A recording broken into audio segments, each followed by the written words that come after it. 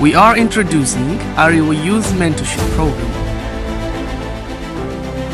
The AYMP is a collection of Northern Nigeria academics and professionals from different spheres of life who volunteer to offer free mentorship and equip Northern Nigeria youth at all levels with necessary knowledge on career opportunities, scholarship grants, personality building, innovation, among others. It's my pleasure to once again welcome you to yet another episode of the Arewa Youth Mentorship Program webinar.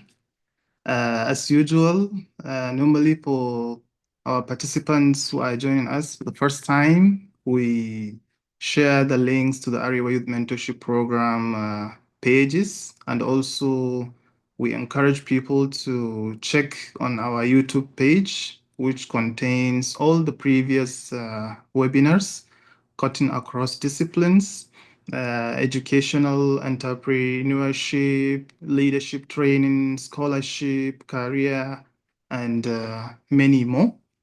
So I will drop the link on the chat box, and I encourage all to join.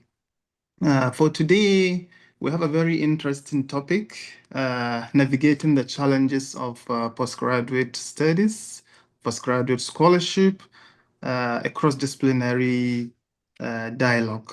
This is indeed a cross-disciplinary dialogue. We have experts, we have distinguished speakers from different disciplines. We have a professor of law with us, we have a professor of physics, we have a gynecology consultant. So it will indeed be, an all-round discussion, which at the end we hope it will be beneficial. And also we suggest that this session will always be revisited, as it's also going to be available on the YouTube page. With us, we have distinguished speakers, like I mentioned. We have our special guest, Professor Rabi'a Salih Said. We have our speakers, Professor Hadiza Hamma. We have Dr. Fahad Usman. We also have Dr. Rakiya Saidu, who will speak all through in this session. As we are all aware, this topic, like I said, postgraduate scholarship, it's one of the most rewarding, we can say, and also yet challenging phase in academic journey. This is something that we've all passed through, and I believe also the participants, most of us, could be either we are in our postgraduate level, or we have just completed it, or we are about to start. So this session is going to be timely, and there are many important things. I will not want to dive into them, but I believe we will hear from our speakers. This is a journey that requires resilience, strategy, and guidance.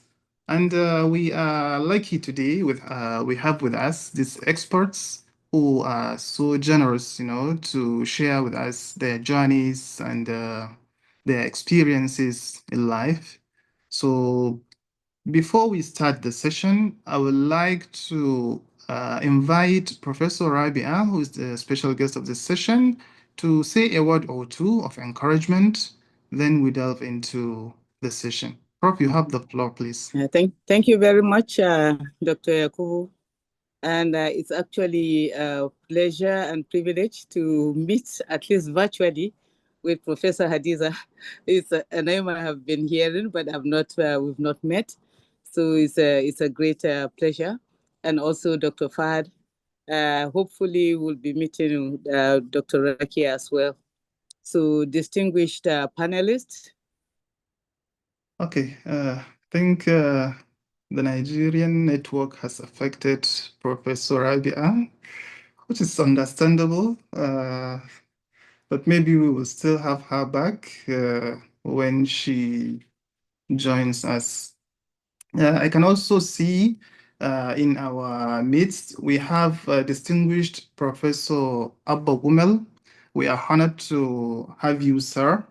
And it will be a pleasure if you can also say a word or two before we kickstart the session. Prof, are you with us? If you're available, please. Yeah, okay, please go ahead.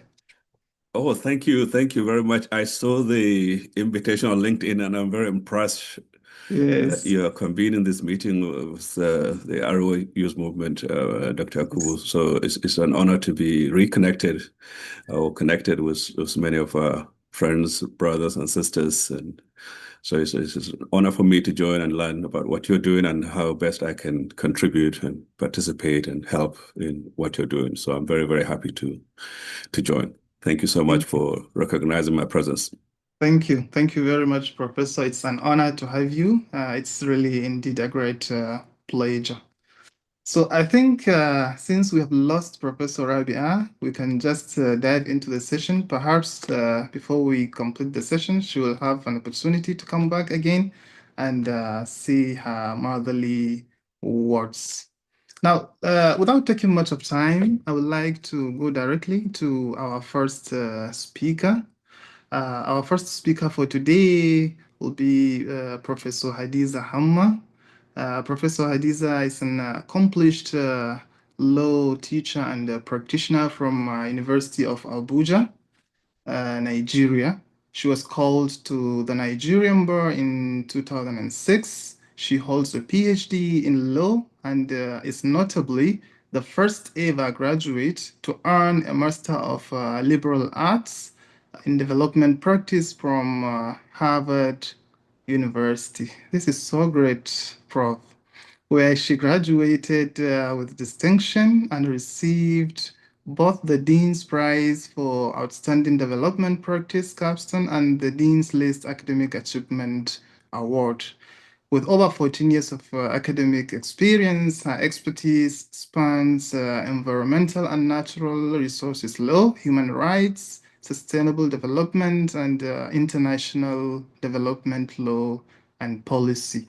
Beyond her teaching and research, Professor Hamma has served as director of the Center for Innovation and Teaching and Innovation in Teaching and Research at the University of Abuja, where she has led initiatives to strengthen technology-driven education for hundreds of academic staff. She also contributes to legal practice as senior associate and head of human rights and advocacy at Hamma Chambers. She's passionate about community development, youth empowerment, and sustainable development goals, and she continues to inspire and mentor young leaders across Nigeria and outside as sustainability ambassadors.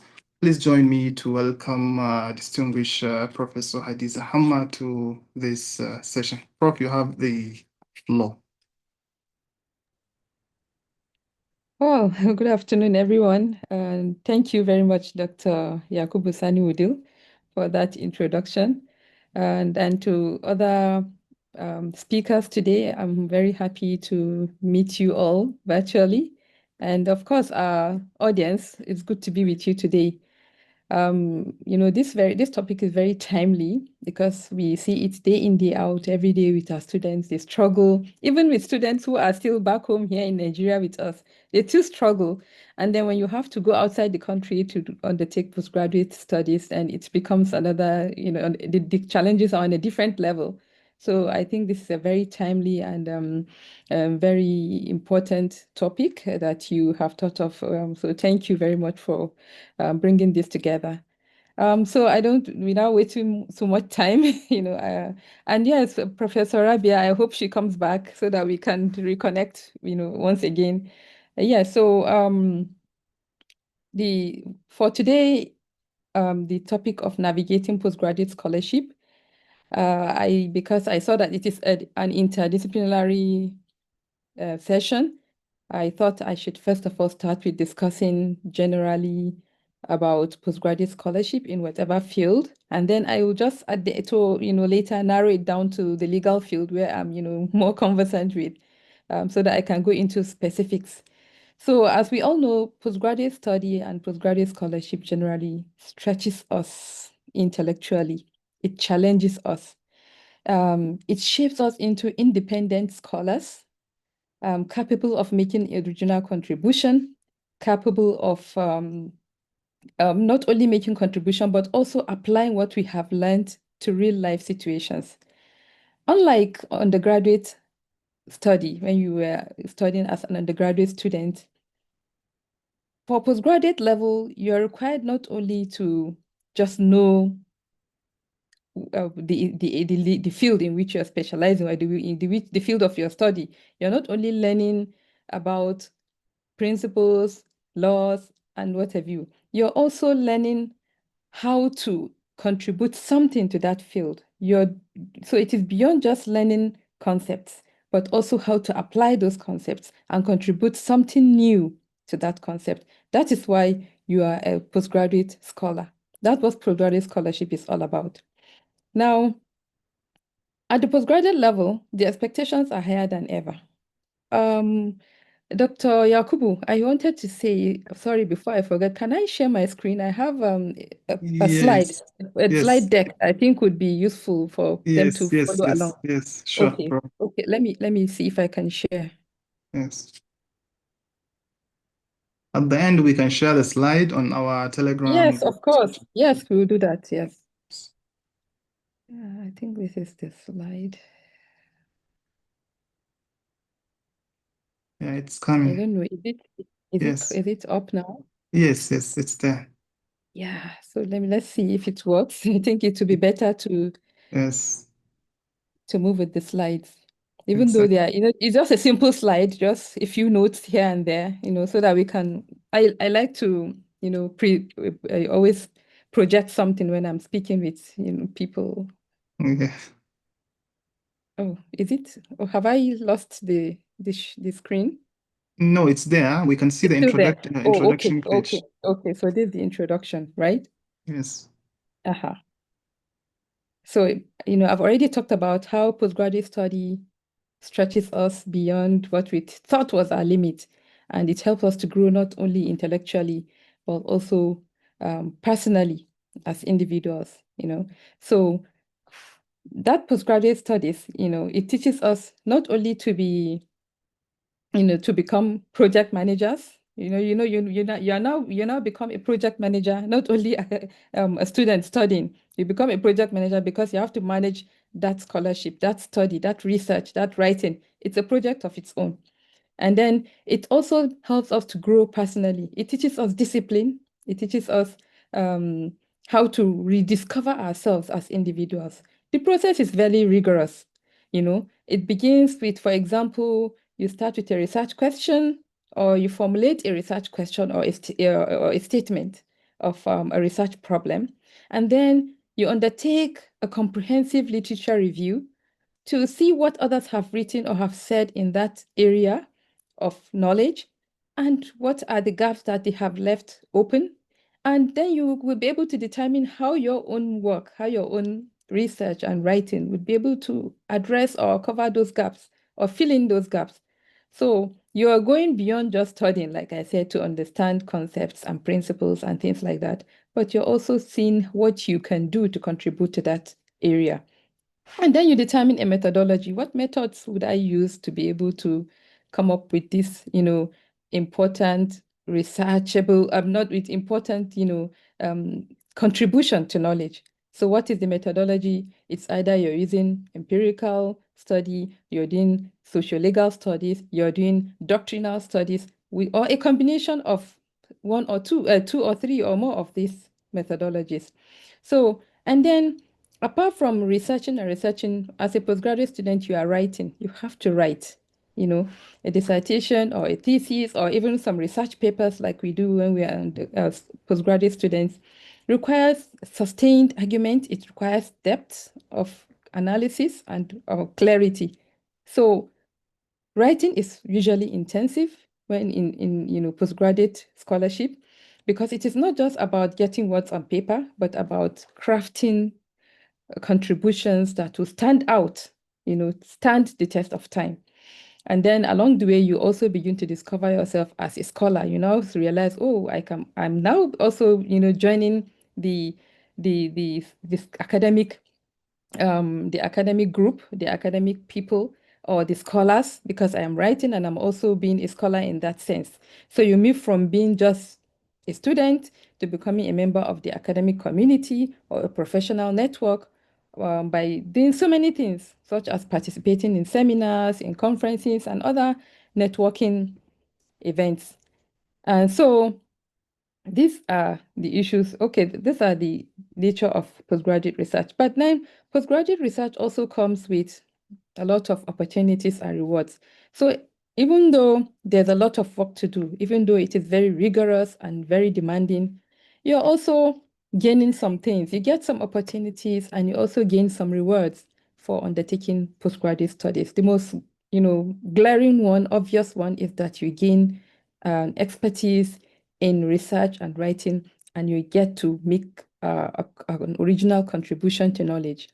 And then as a postgraduate student, you're also learning certain skills, such as critical thinking, such as leadership, such as project management, like I said earlier about project management. So you have to think, even when you're undertaking your literature review, you're not just reviewing what others have said and just read what they have said and repeat and just reproduce it. You're looking at, okay, this thing that they have said, how does it align with what we know generally about that knowledge area? What is wrong with what they have said? Is it okay? Does it really reflect the true situation, the true reality on ground? What have they left unaddressed? How will I be able? So you're beginning to think beyond just what they have said, but what you can contribute and what needs to be done. So again, you get to experience networking through participating in various events, academic events, professional events, and other forms of collaboration. And this networking, the good thing about it is that it doesn't just help you while you're a student. When you network the right way, you build connections, you build relationships that will last you for the rest of your life and will continue to be useful to you, no matter how long, as you progress. Then, as a person, it helps you to build discipline. You become a disciplined person because without discipline, you'll not be able to succeed in postgraduate scholarship, in postgraduate study generally, especially when you come to that stage of research and writing. So you have to be disciplined. And then you also learn how to grow personally. So those are some of the rewards of undertaking postgraduate research: perseverance, discipline, personal growth, and a lot of other things, that you can find. Now, for the challenges of postgraduate studies, there are so many challenges. There are so many, like I said, there are rewards, but there are challenges. The challenges are numerous, but I just thought I should, highlight these ones that I feel are very common to almost every postgraduate student. Now, the first challenge that postgraduate students face is that of time management and project management. Many students are not only studying, you find that they are also juggling maybe teaching assistant jobs. Some of them are actually doing, their own primary assignment somewhere. They are also taking care of family responsibilities and so many things that come with, so many responsibilities that you have to combine with postgraduate studies. So with that, time becomes a matter of essence. It is difficult to be able to manage sometimes, to create time for study and time for all those other demands in your life. So it's one of the challenges that people face. The second challenge is the academic writing itself. Academic writing and research can be very, very overwhelming. Moving from shorter essays that you're used to as an undergraduate student, you write long essay, and then you move into postgraduate studies where you're supposed to go beyond just writing short essays. It's, at the end of the day, you may find difficult to organize your ideas properly, and there can be some sort of uncertainties about what is the structure of my dissertation or my thesis. And these are very common challenges that students face. The writing itself, where do I begin? How do I proceed? What should be my scope? Where should I limit myself? Those are the issues related to academic writing and research. And then mental health issues, they are real. You sometimes, especially for those who, leave home and go to study abroad, they face this problem of isolation. Sometimes you feel lonely, you become alone. You turn left, round, and center, you can't find your people, your friends that you're used to, your family, and then you become a little lonely. And then sometimes one of the biggest challenges that postgraduate students face is that of the imposter syndrome. You keep asking, look, am I good enough for this? Was it a mistake to have admitted me into this program or to have sought admission to come and study here? This thing is not what I'm used to. It's so difficult to understand. I can't keep up with the pace.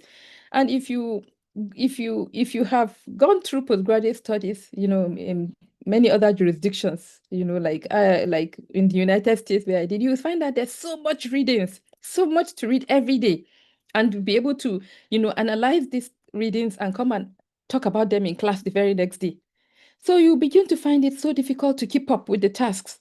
And you keep asking, no, maybe I'm not good enough. I don't think I can cope with this. I had a similar experience. I'm thinking from experience, because I found myself having to deal with so much at the same time. And I said, no, I don't think I can cope with this, with the way they study. I think I'm just going to earn a small certificate and just, stop there, and I won't continue with the studies. It took, the people around me. That's why you need the support network to convince me, no, don't drop it. Go ahead and get the final stage. And, I gradually agreed to go ahead. And today I'm happy I did. So think about what you have done, what you have achieved, how far you have come, and find a reason to keep going, no matter what you think is the challenge. And then sometimes you have a problem relating properly with your supervisors. We all need not only as supervisors, but also mentors outside, the supervisor or advisor that is attached or appointed to work with you. But if your relationship with that supervisor is not very good, you don't keep communication properly open and all that, then you can have a problem along the way. So it's one of the things that postgraduate students face, how to even keep the communication very efficient with their supervisors. So that's also one of the things that challenges postgraduate students during their studies. I have come up with a few, points about how to overcome some of these challenges. First, you have to master time management. How do you do that? Use calendars. Identify what you need to do at what time and what day, and have a calendar for all those things. Use other planning tools. Create milestones, like, okay, in between week A and week B, I should be able to have covered my literature review. Within week B and C, I would have written down the gaps I have identified and what I'll be able to bring to the table as my original contribution to knowledge. All these things, you create milestones, for yourself, and then break very large tasks into smaller pieces that you can manage. So do day in, day out. You can say every day I'll dedicate 1 or 2 hours to achieve this aspect of my research. So by the time you do that breaking down, it will be easier to manage rather than think of, I have chapter 4 to write and I have to do it by next week. No. So, okay, under chapter 4, I have headings A, B, C, D. I will be able to achieve this aspect of the heading by this week. And by next week, I should be able to. So if you do that, you'll be able to, break large tasks into smaller ones, smaller achievable ones that you can work on progressively. Also, when it comes to this issue of, mental health disturbance, isolation, depression sometimes, please always reach out to, people who would be able to help you. Seek mentors, seek your peers or friends who understand what you're going through, who you can share experiences, and who would also be able to advise you when necessary, of course. And then find other ways of, dealing with yourself, and what you can do. Are you the type who would, pray and then you feel a lot better, or you're the type who would talk to other people and then you are able to, get insights from them that will help you solve your problems? So those are some of the ways you can discuss. And then try and cultivate a very positive mindset. Think about why you are here. Setbacks are not failures. They are opportunities to learn. Acknowledge your achievements when it comes to that issue of imposter syndrome. Acknowledge your achievement. Tell yourself, after all, I've been able to achieve this before. I was able to graduate with very good results as an undergraduate student, and now I have come here. If I work hard enough, if I put in my best, I'll be able to do the same here. Tell yourself that and work towards it. Remind yourself why you were admitted in the first place. So keep celebrating little progress that you have made. If you're able to cover, say, today you're able to create a research problem and identify the gaps that need to be filled, celebrate that as something you have achieved. It's an achievement. It's not easy. So don't think that it is only when after you have come up with the entire work that you have achieved something. No, every little step, every little progress counts as an achievement. So use that as a guide. Now, I'm going now into postgraduate research in law, because the legal field is a different kind of field that requires specific kind or types of research. So it is advanced study and research that is aimed at deepening or improving understanding of legal systems, various legal systems. We have different legal systems, of legal doctrines, of legal principles, okay? And unlike undergraduate legal studies, which only requires students to acquire knowledge of the law, postgraduate studies goes beyond that and emphasizes that students are required to critically analyze the law, to question the adequacy of laws, and to even propose reforms. That's why you undertake legal scholarship. Always you are looking at what is the law. Well, we have learned that as undergraduate students. Now, as postgraduate students, how adequate is this law? How does it serve or does not serve the interests of society for which it is meant for? What needs to be adjusted? What needs to be, revisited in order to make that law suitable for society or for the purpose for which it was enacted? So you're going beyond understanding, just reading the law and what it says, but also critically examining that law. And then if you're able to come with proposal for reforms, then you are contributing in various ways to future direction of the law, to proper development of the law, and of course, to justice, So it is less about learning the rules, but more about interrogating those rules, about interpreting provisions of laws, and about influencing the law. So by proposing reforms, you are influencing the law indirectly or even directly, because sometimes your proposals actually end up becoming, the amendment to laws or the judicial decisions that could be taken after, some of these issues have come to the right places. So what are the benefits of postgraduate research or postgraduate scholarship in law? There's so much benefit you gain from becoming a postgraduate scholar in law. The first is that you gain advanced legal research and writing skills. So students will now master how to locate and make use of both primary sources, such as cases, such as legal provisions in statutes or regulations, or even international treaties or other international instruments. And then, of course, how to locate and use secondary sources, such as legal text books, such as scholars,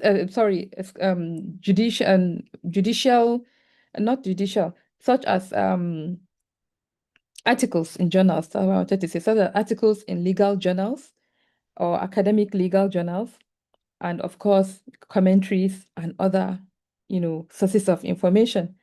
And then you learn as a legal scholar in the postgraduate level to construct arguments, to balance authorities, to balance logic and policy. So this ability to construct arguments, to balance authority, to discuss policy, and so on, helps you to develop they are in themselves skills that will be useful to you in your practice as a legal practitioner, in your work as a legal academic, and even as a policy maker. Because as a legal scholar, you can join the academia if you like, and research and academic jobs. You can be in practice, legal practice, and you can be in policy work. So whichever way you find yourself, the ability to construct proper arguments from both primary and secondary sources is important. Secondly, as a postgraduate legal scholar, you learn to specialize. You get an opportunity to specialize in specific legal fields. So students can explore specific areas and become, experts in, say, cyber law, oil and gas law, human rights law, environmental law, so many areas of law, corporate law. And there's always a beauty to specialization, which means you're not merely a jack of all trades and master of none, but you're actually a master of something. And that's very good for you, whether you're practicing or you're in the academia or in policy. Now, again, you get an opportunity to contribute to law reform and policy. Like I said, you will be in a position as a legal scholar at the postgraduate level to identify gaps in legislation, in judicial decisions, in existing legal literature, wherever. And you can now directly help to inform legislative amendments or influence judicial decisions. Like when courts now look at what is happening, they can give an interpretation based on. So if you have a law, for example, that provides that like what we have in the Constitution, that certain rights are not justiciable. By that, it means that those rights cannot be enforced by the courts. And then the courts, after a lot of writings about, no, this right is so important that this right should be protected, and then the courts should be able to entertain matters for the purpose of enforcement of those rights. And then the court now came up and decided in a case that, well, even though the Constitution has provided, based on what they have been hearing people writing or seeing what people writing, in their scholarship about the purpose of these provisions and how they should protect the rights of people, the court now came up and gave a decision that, well, even though the Constitution has provided that you can't bring these matters directly to the court, but, well, there's a way, as long as there's any law that has been enacted. I don't want to go into too much legal issues here, but as long as there's a law that has been enacted, for the purpose of giving effect to those provisions, then you can still bring those matters to court through those laws and get them. So which means, this has now created an issue where people are saying, well, these rights can, as far as, if you do a literal reading of the Constitution, cannot be enforced before the courts. But if you follow the decision of the court, in certain cases, you can actually say that these rights can be enforced by the courts. So I'm just saying that through your writing, you can contribute to law reform. And another example is a lot of writings, scholarship was done in the area of environmental protection in the oil and gas sector. And, lo and behold, after a while, they came up with a law, the Petroleum Industry Act, that addresses a lot of those things that people have been writing in earlier times. So as you're writing, you're influencing legal reform, whether it is statutory legal reform or judicial interpretation of statutes. You're also building an academic profile and a professional one. So you are publishing articles because as a legal scholar, at the postgraduate level, you are required to publish articles in journals. You are also required to present papers at academic conferences or professional conferences, which is very common in the legal field. And then with that, you find yourself contributing and establishing, yourself as a credible voice, in academia or in the professional networks, and you can get an opportunity later in consulting jobs, in advocacy, or other kind of things such as academic appointments. Then what are the key challenges in postgraduate legal scholarship? This is a list, of some of the challenges I identified as affecting legal scholarship, postgraduate study in the legal field. So let's look at them, just briefly, one by one. I hope I've not overstayed my time. If I'm overstaying, somebody should just tell me. So choosing and refining your research topic is one of the very common challenges when it comes to legal scholarship at the postgraduate level. Yeah, the undergraduate level is not really a big deal, but at postgraduate level, it is a big deal. Okay, many students tend to choose themes or topics that are far too broad, or sometimes too vague, or sometimes even not original. For example, if as a law student, you decide that, as a law student, in the postgraduate level, you decide to write a thesis or a dissertation on human rights in Nigeria or constitutional law in Nigeria, that's too vague. That's too, not vague, but too broad and too, you don't really have a focus because it's too wide. Where do you begin? Where do you end? But that's not what is required. So you have to bring it down to manageable, focus, to manageable scope. So instead of that, you can have, say, the right to socioeconomic rights under the Nigerian Constitution, or the right to socioeconomic rights under the African Charter on Human and People's Rights. Something like that. You have narrowed it down to what kind of rights and under which, and sometimes you can even identify some particular laws. You say, not human rights in Nigeria, no? Okay, so a good research topic should, be narrow and be narrowed to a specific legal problem or to certain case law trend. Maybe there are certain decisions of judges, of courts that are really becoming controversial. You can, narrow your scope to that.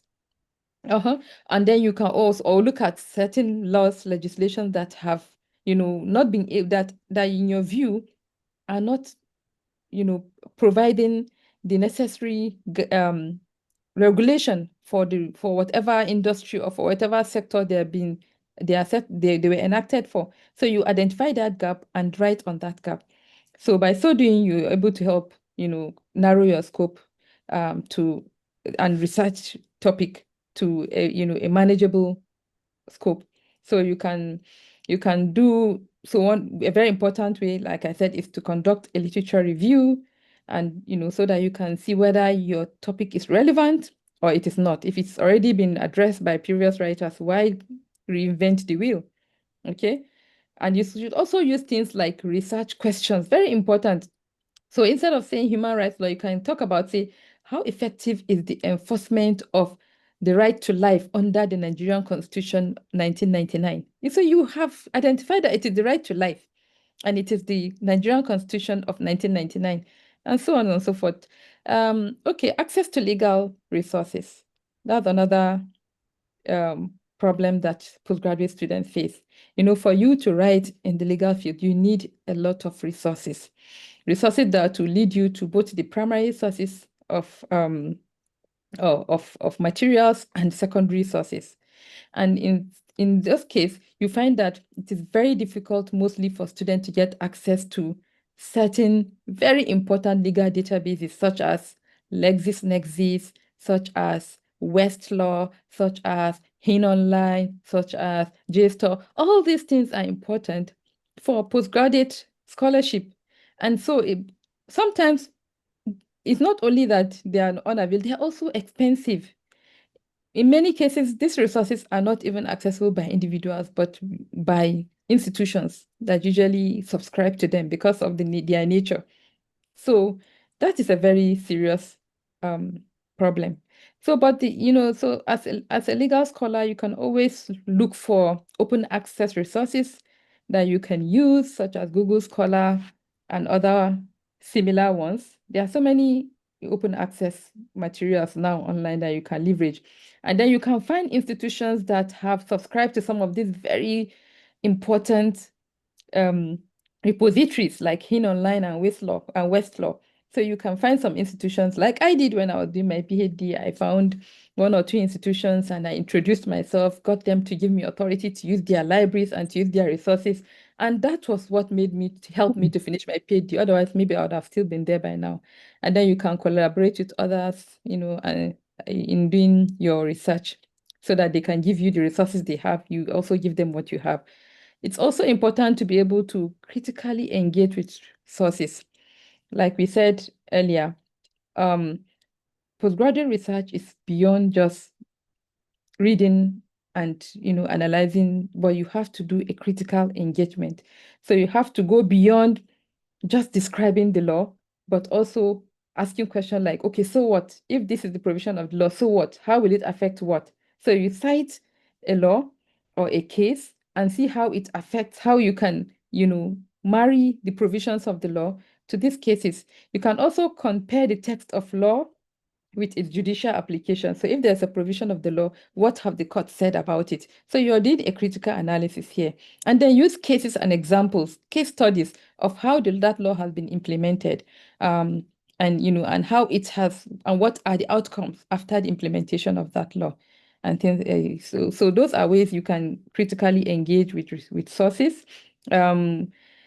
There's also the problem of complex legal authorities. In law, legal research is usually complicated by the need to navigate a lot of, multiple and sometimes even conflicting authorities. For example, you can have a court judgment giving a decision in one direction, another decision by another court in another direction. It happens a lot.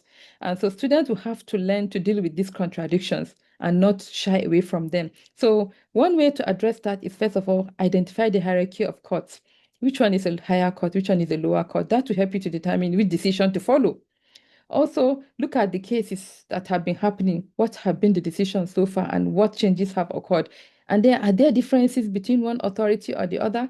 Why is the decision given by one court or by one judicial body more persuasive than the other? And, so by the time you analyze that well, you'll be able to follow. And then the mastery of citation and referencing style is one of the things that affects law students a lot. Legal law students, I've seen it, it's happening every day. They spend a lot of their time just even trying to learn how to, cite references, how to write it down. Mostly we use footnotes. So how do you cite a material? So that takes a lot of time. You have to use mostly in law things like Oscola, like the Blue Book, or even in Nigeria, like the NALT, Nigerian Association of Law Teachers Uniform Citation Guide. So all these are different ways of citing materials. You have to know which one applies to you. And then you can use reference managers like Zotero, like EndNote, like Mendeley. These are reference managers that you can send your references into, and it will help you to generate the kind of referencing style that you need for your materials. And then keep checking and then make very good use of your footnotes. The footnote is a very good place to not only cite sources, but also to give arguments, based on the references you have cited. Then we have the problem of time-intensive nature of legal research. Legal research is very intensive. Yes. As you talk about time, I just look at the time. Okay, so I've gone beyond my time, right? It's okay. You have 2 more minutes. Okay, so I'll just I'll just summarize. I've come towards the end.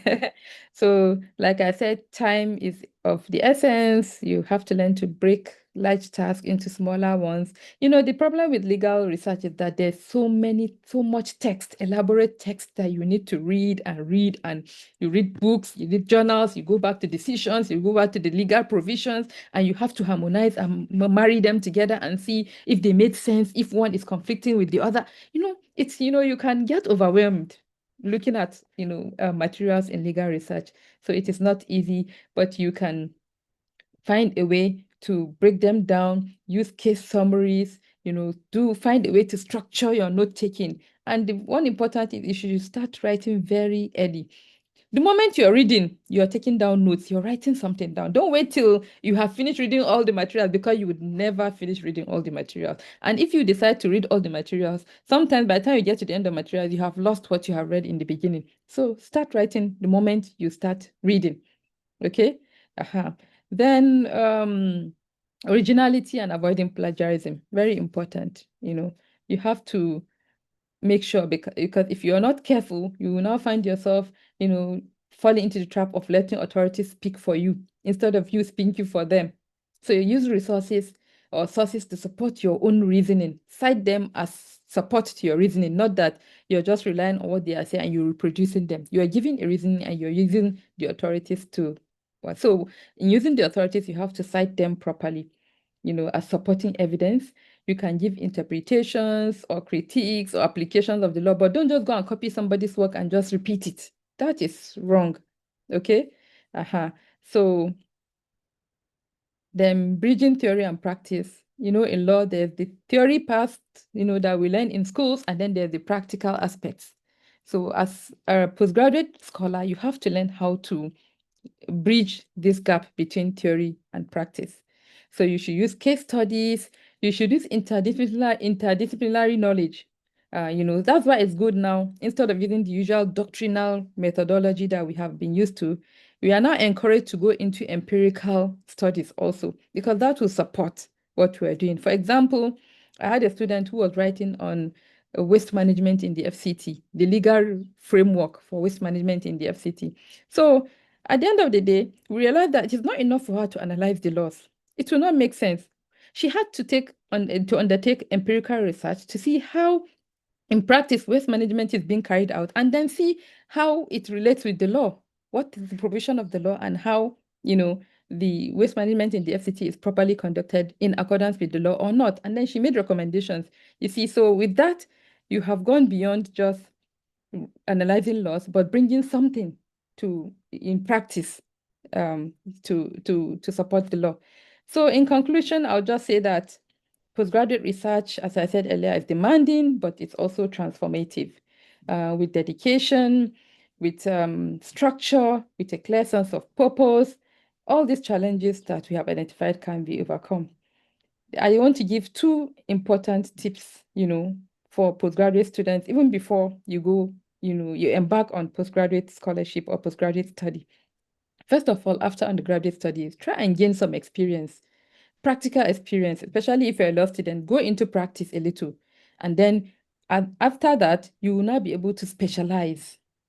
You now identify the area that you think you're more comfortable with, that you're interested in, and then you go and specialize in that area. So gain experience and aim for specialization.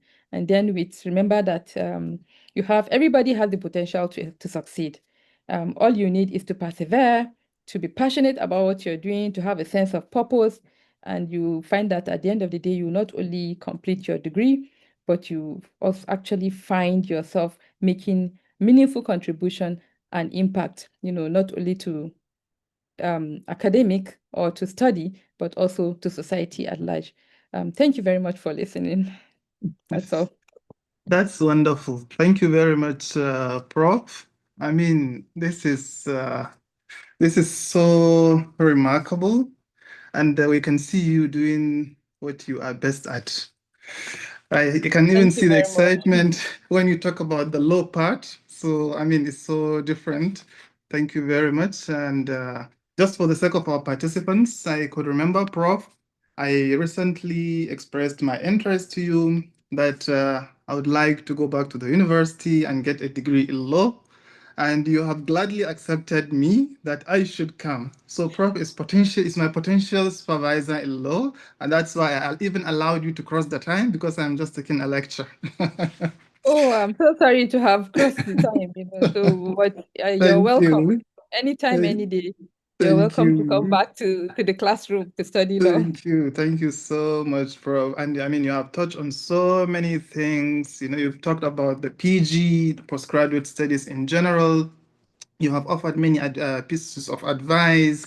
You have also talked about the opportunities and rewards in postgraduate scholarship. You talk about the concepts of skills, networking, Even you highlighted some of the challenges in the postgraduate studies, issues such as the mental health, the research, and academic overloads, and time management, and many more. And then at the last part of the presentation, you have talked extensively on law. So students of law, like myself, I believe will always go back. I mean, I revisit this presentation when it's uploaded on YouTube. And also these slides will be handy. So like I promised, inshallah, we will share these slides on the Arewa Youth Mentorship Program Telegram page. I've just shared the links to the platform. And later on, inshallah, you can join, and later I will share the slides and upload this session. Thank you once more, Prof. We really appreciate you. We appreciate, offering this time. I know it's not easy. This is weekends, but we still bring you back to class to teach. We really appreciate you. Thank you so much. And I hope we will find time also in the near future to bring you back to the Arewa Youth Mentorship platform and continue supporting us, supporting our youth and mentorship. I believe also mentorship is one thing that you enjoy doing. So we will gladly have you again to talk on several other topics, including the Harvard University that I once talked to you also. Perhaps we will have you here to talk on how to get to the Harvard and many more. Thank you very much, Prof. We really appreciate you. Before even we go to the next speaker, Prof. Rabia, I don't know if you are back. Maybe could you please complete what you've started saying? Hi. Oh. Hello, everyone. Yeah, we lost you previously. Apologies for that. I was using my phone with the Zoom, and I think a call came in, and that's what. Yeah. And also because of the poor connection, so I will not put on the video now. Yeah, it's okay. So what I was saying was I wanted to really thank the distinguished panelists, the Professor Hadiza and Dr.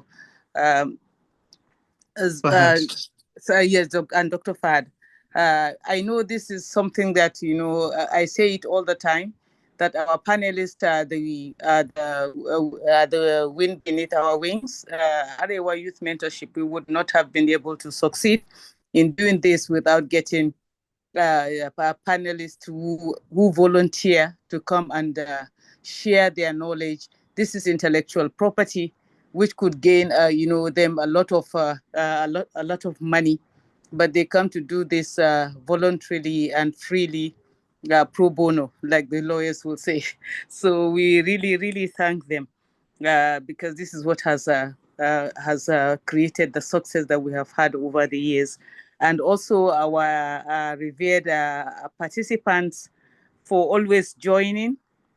And I have looked at the ratio of the participants now. I've always been the one who complains about the females not joining. But I see that we are getting increased number of females now. And that is actually gratifying. And I want to say congratulations to those that have joined us, and that they should keep joining and also encouraging their friends to join. We've always had many male participants, but the female seems to be a little bit on the low side. But with this increase, we are really, really happy. So please keep doing it. And what I wanted to say that, okay, we have been through a postgraduate scholarship, and we know that everyone knows, and Prof has actually shown it now, that it is not a walk in the park. You just have to, this issue of resilience, the issue of staying the course. In fact, the mental, also being able emotional stability and the mental stability, that's very important. So all our participants today, please take that into your notes, and also make sure that you revisit when we upload on the YouTube, revisit and listen once more, and keep jotting down the salient points, and then you can use them.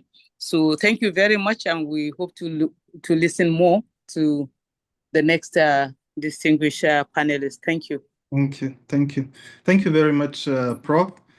Yeah, you are also, I mean, a wonderful role model, and you have graduated many PhD students, many MSc students, and all of us are your products. So we are really thankful for your continuous support and mentorship. And I mean, we look forward to, tapping from your wealth of experience. Thank you very much, Prof. So next, we will go to our second speaker for the day. And please, you can reserve your questions and answers at the end of the session. Inshallah, we will take as many questions as possible. And also to our panelists, I hope also you will, you'll be in the session until the end of the webinar so that we can be able to respond to these questions. So for the second speaker of the day, we have Dr. Fahad Usman. Dr. Fahad, I would like to introduce you briefly. Dr. Fahad is an associate professor of optical engineering technology at Connecticut State University campuses in Norwalk campus. He is leading Connecticut's first optics fabrication and metrology program, one of the few in the United States. They also train highly skilled technicians for the precision optics industry. Dr. Fahad has earned his PhD in applied physics with expertise in biomedical optics from University Technology Petronas, his MSc in medical physics from University Science Malaysia, and his BSc in physics from Usman University in Nigeria. Dr. Fahad has also held senior leadership positions at Al-Qalam University in Katsina in Nigeria, and he also completed a postdoctoral fellowship at the University of Malaysia, Pahang, where he worked on plasmonic and optical sensors for medical applications. Dr. Fahad is an active researcher in biomedical optics, plasmonic sensing, and advanced materials. He has published widely, co-edited an Elsevier volume on biomedical sensors, and served as guest editors for many high-impact journals. It is my pleasure to once again welcome Dr. Fahad, who is known also for making, impactful contributions to the development of our youth, both back in Nigeria and where he's currently residing in the United States. Dr. Fahad, we are very pleased to have you with us, and you have the floor to deliver your talk.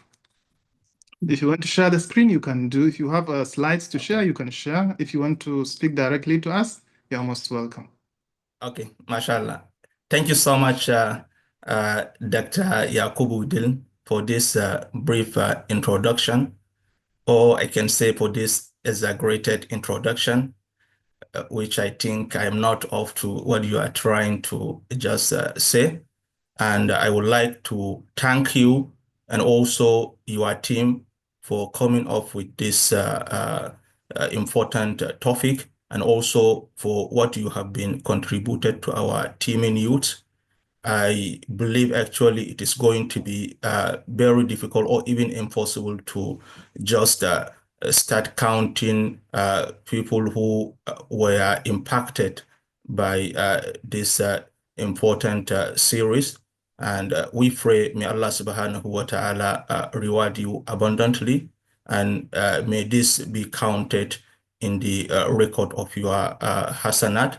And also, I'm very happy this afternoon or morning to us here, and also evening to other listeners and people from different places around the globe.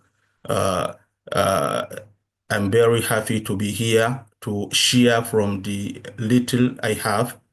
I pray may Allah subhanahu wa ta'ala make it beneficial to each and every one of you. I would like to start by thanking all of you, and also to our respected professors, Professor Hadiza Hamma, and also Dr. Rakiya Said, for all their wonderful contribution, and especially Professor Hadiza Hamma, who has just presented her presentations. This is very wonderful, and she has almost even covered everything. I'm also very delighted to meet our respected Professor Rabi'a virtually. I know I've been hearing very good news about her from my respected father mentor, the BC of our university, Al-Qalam University.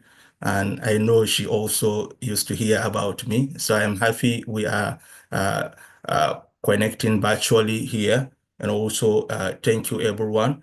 I will try to just make everything brief. But before then, I will try to also greet you once again with the greetings of Islam. Assalamu alaikum wa rahmatullahi wa barakatuhu. May peace be upon you all. And I would like to also share my slide so that I will try to keep everything very brief, because I know if we keep going this way, then I may end up also exhausting my time before passing the information I'm trying to share. Although Professor Hadiza Hamma has almost exhausted everything. And this is actually a very interesting topic. And as mentioned by our respected Professor Hadiza Hamma, this is very timely, navigating the challenges of postgraduate scholarship, a cross-disciplinary dialogue. And I will be taking you through a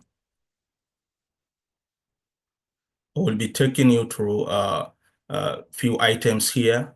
We are going to look into focus of Fiji studies, common challenges, strategies, and opportunities and careers, then summary, and coming down to also conclusions.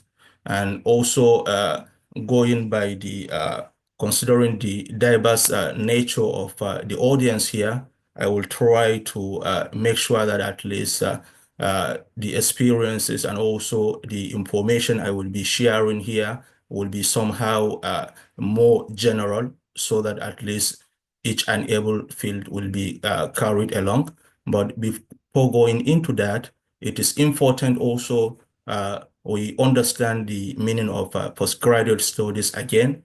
Whenever we talk about postgraduate studies, we are talking about any program that anyone can undertake after the completion of first degree or its equivalent. Like, for instance, in Nigeria, we have a higher national diploma, that is HND. So any study that one would just undertake after that first degree is what we call postgraduate studies. And Professor Hadiza Hamma has also explained in depth actually what postgraduate studies or programs are all about. And broadly, all I want to say is that broadly, postgraduate studies are just categorized into these three categories. We have Fiji certificates and diploma, and we have also master's degrees. And we know that master's degrees in most cases actually are divided into two. There are course work-based MSc programs, and we have mixed mode, where a student will be conducting 50% research and 50% coursework. And also we have masters by research, where almost 100% of everything will be research. And also the last category, which is the highest level of postgraduate study, is doctoral degree. We have so many different types of doctoral degrees. And also this is when a scholar will be expected to independently conduct a research that will be contributing a new knowledge in the field he or she choose to study. And also the duration is usually from 3 to 6 years, depending on where that scholar is intending to just consider for that study, and also depending on the area of study.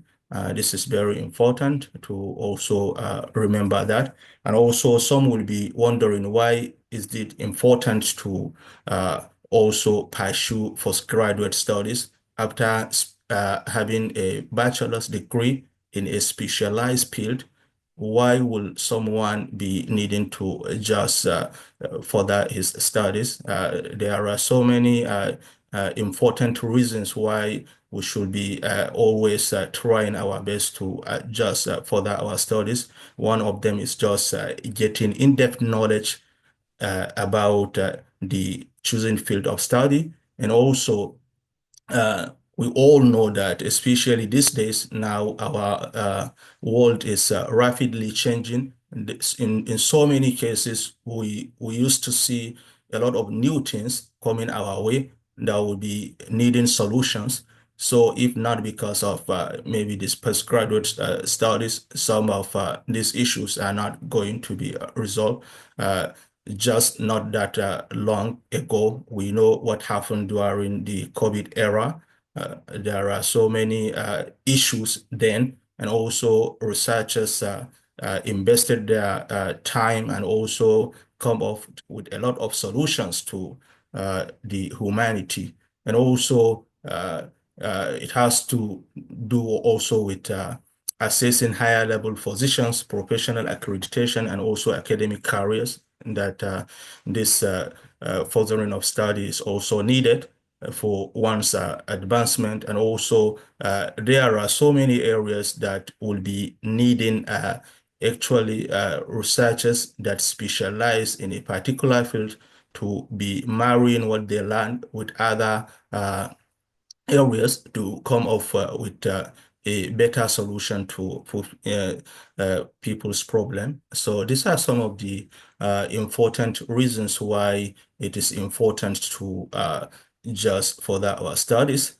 And also, before getting into the main presentation, there are a lot of memes actually that are being circulated around the world. People are sharing, especially those who are into postgraduate studies. We used to see things like this. And sometimes some of these memes actually will end up even scaring those who are intending to be part of this journey. Some will think it is something very difficult for them. Maybe they won't cope with all the stress that is associated with this postgraduate studies.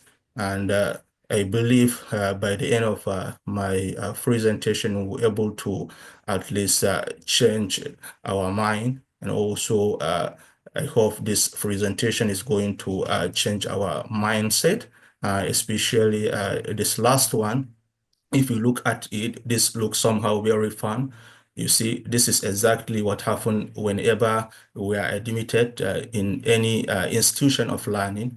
During our first year, when we are very new, we will think everything is just very simple. Especially this happens to new, let's say, PhD students who are about to start their research. By the time they just read few literature reviews on the area they are trying to just conduct their research in, some will think as if they know everything.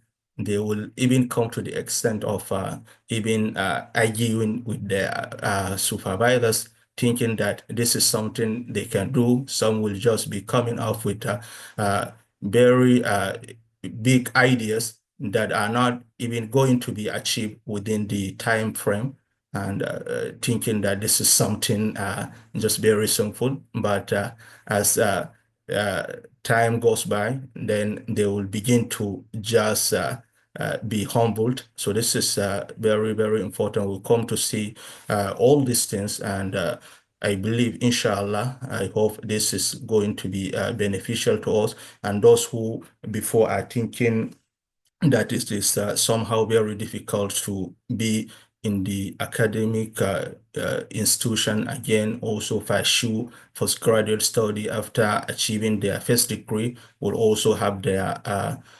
mindset change, inshallah.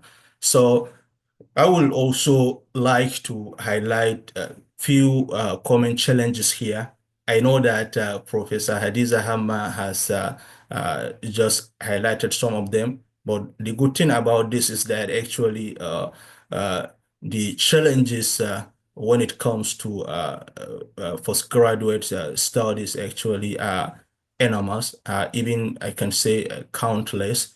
So we have so many of them, and also they are of so many different dimensions. So I will be sharing few here with you, and also maybe if time permit, also we will look into other challenges that are also not highlighted here.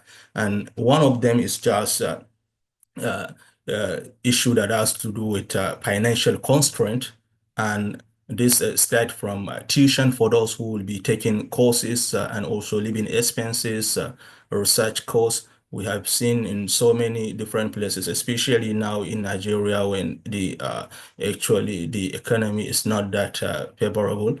You see, sponsoring oneself to pursue a postgraduate degree will be a very serious issue. And even here, let's say in places like the United States, where tuition fee for PG studies will just start from the minimum, or let's say 10,000 USD, which averagely is almost around 40 to 50,000 USD.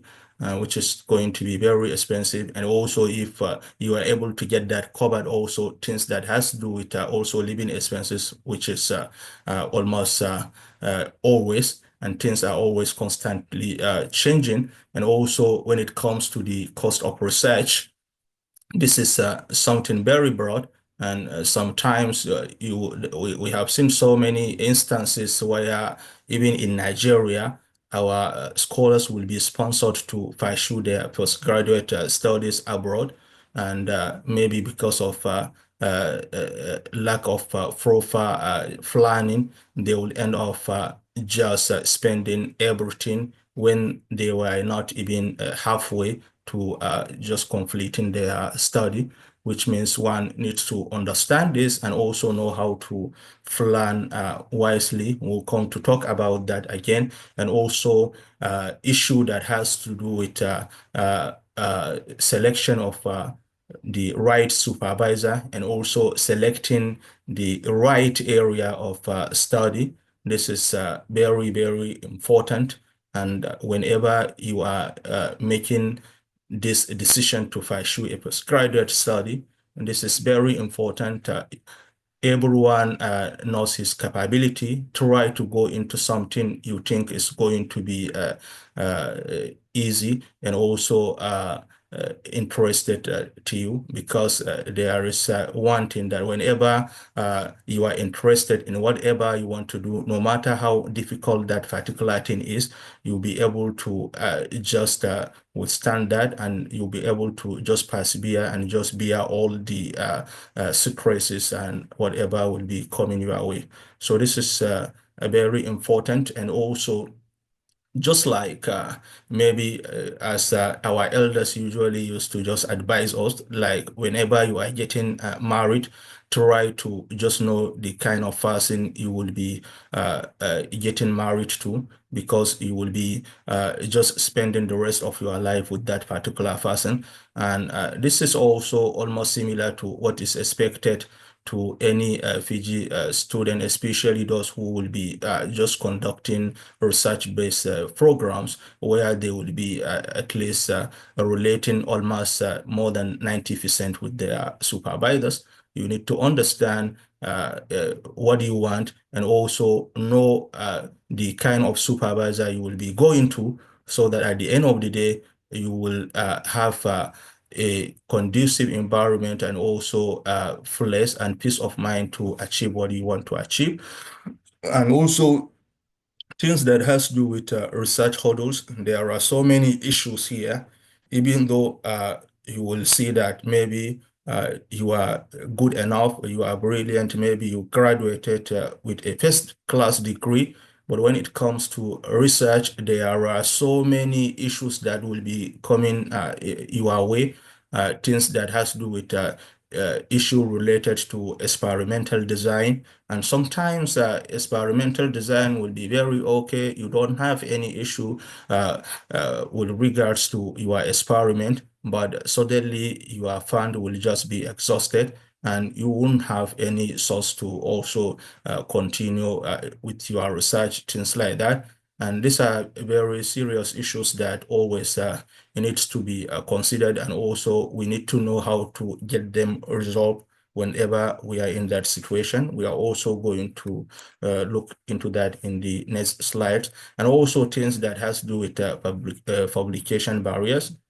This is very important because especially those who choose to pursue research-based programs, where you find out that the supervisors and advisors are always mandated to also at least produce 1 or 2 scientific articles at the end of the year as part of their KPI. So in most cases, because of the nature of their tight schedules, they will just be transparent almost everything 100% to their students.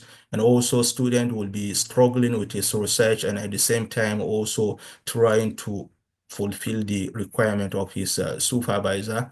And in the course of that, one will just be struggling with peer review rejections. And also these are some of the important things that we should be ready for, and also know how to just manage that and get everything done without any issue. We are going to look into that again, and also things that has to do with psychological stress, isolation. Some will just be isolating themselves from the public because of that, and also time stress, whenever you are conducting research-based programs and also coursework-based program, especially those who are taking courses also used to just find it very stressful because everything will just be compacted, something that maybe you will be just needed to just complete within, let's say, 2 years. Then just because they want everything to be just completed without any issue, so that they will be having another set of students, everything will be matched to 1 year. And this will be stressful. You find out that you will be needing to go for classes, and at the same time, there will be a lot of assignment and homeworks to be submitting. Things like that, one will find it very stressful. You are a research student, you will be needing to go to the lab, and also maybe you are a graduate research assistant, you will be needing to conduct GA work.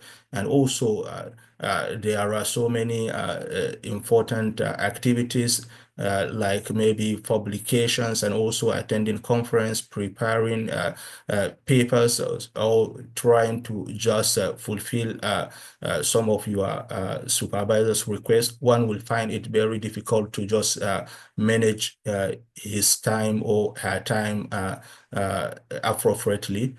These are very important things that needs to be discussed. And also burnout. Sometimes you see, because of this stress, one will even end up just collapsing because of this. So these are all very important things that needs to be understood and also needs to be addressed for us to just get everything done without any issue. Another important thing is also cultural adjustment, especially for those who will be going abroad for their studies. You will be meeting new people of different background from different countries around the globe, people that will be thinking differently. So you need to understand how each and every person behaves, and try to also understand how to get yourself adjusted to just socialize with different categories of people without any issue. And also another important thing is just things that has to do with balancing your life and family, and also academics, how to also have time for yourself, for your family, and also how to make sure that all what is expected from you as far as your academic journey is concerned is also achieved without any issue. So these are some of the common challenges that I think are somehow very general.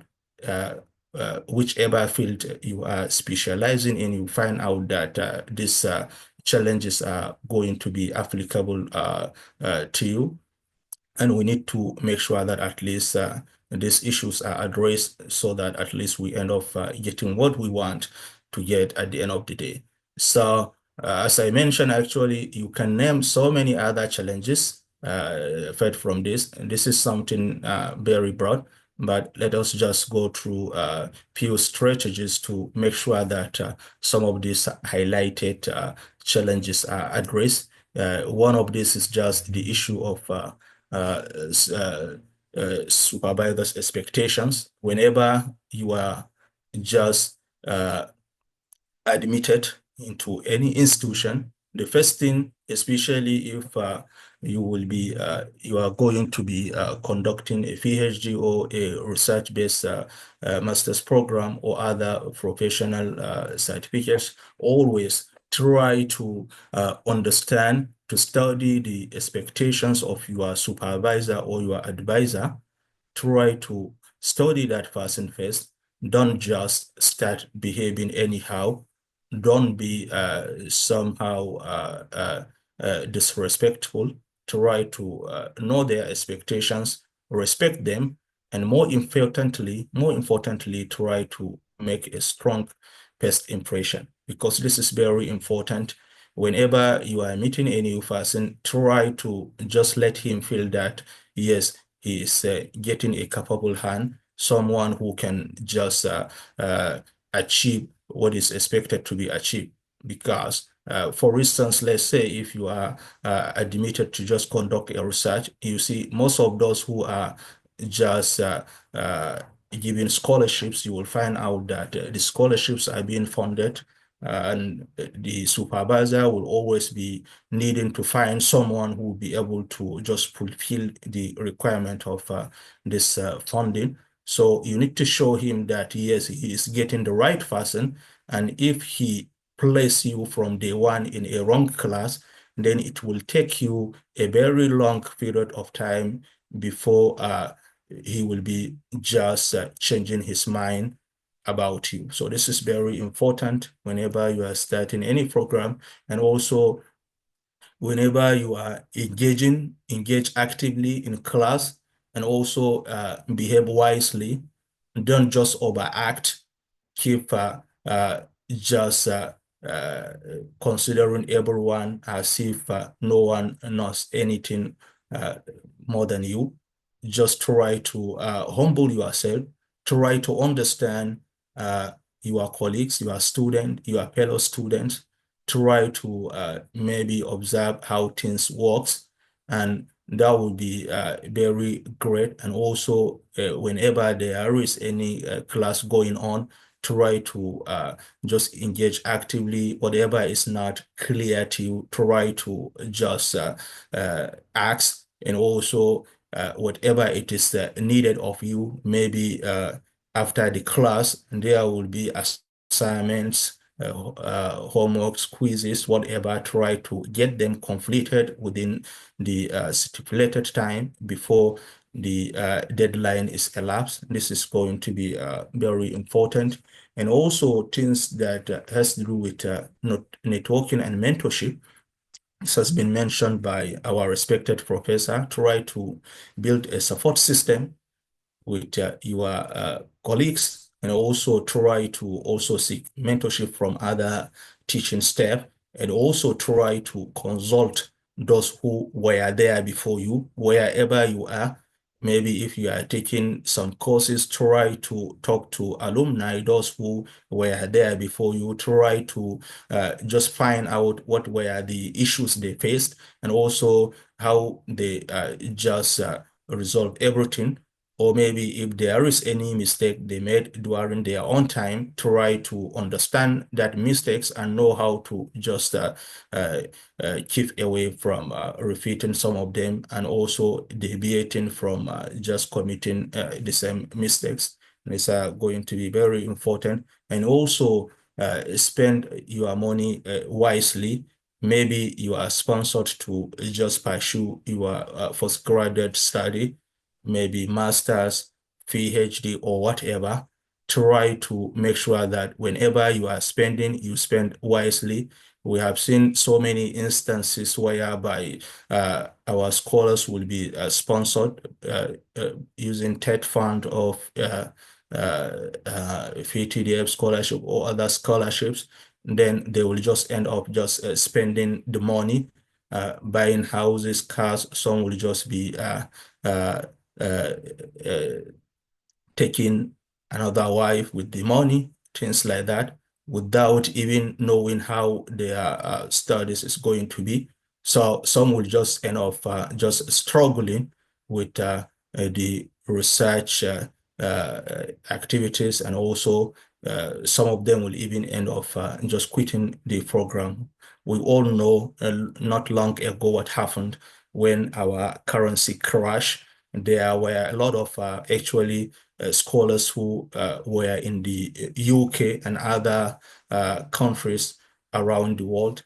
Because of that, actually, the exchange rate, everything changed. You see, some of them could not get their tuition fees paid, things like that. These are very, very important. Whenever you are also on monthly stipend, also try to just spend wisely.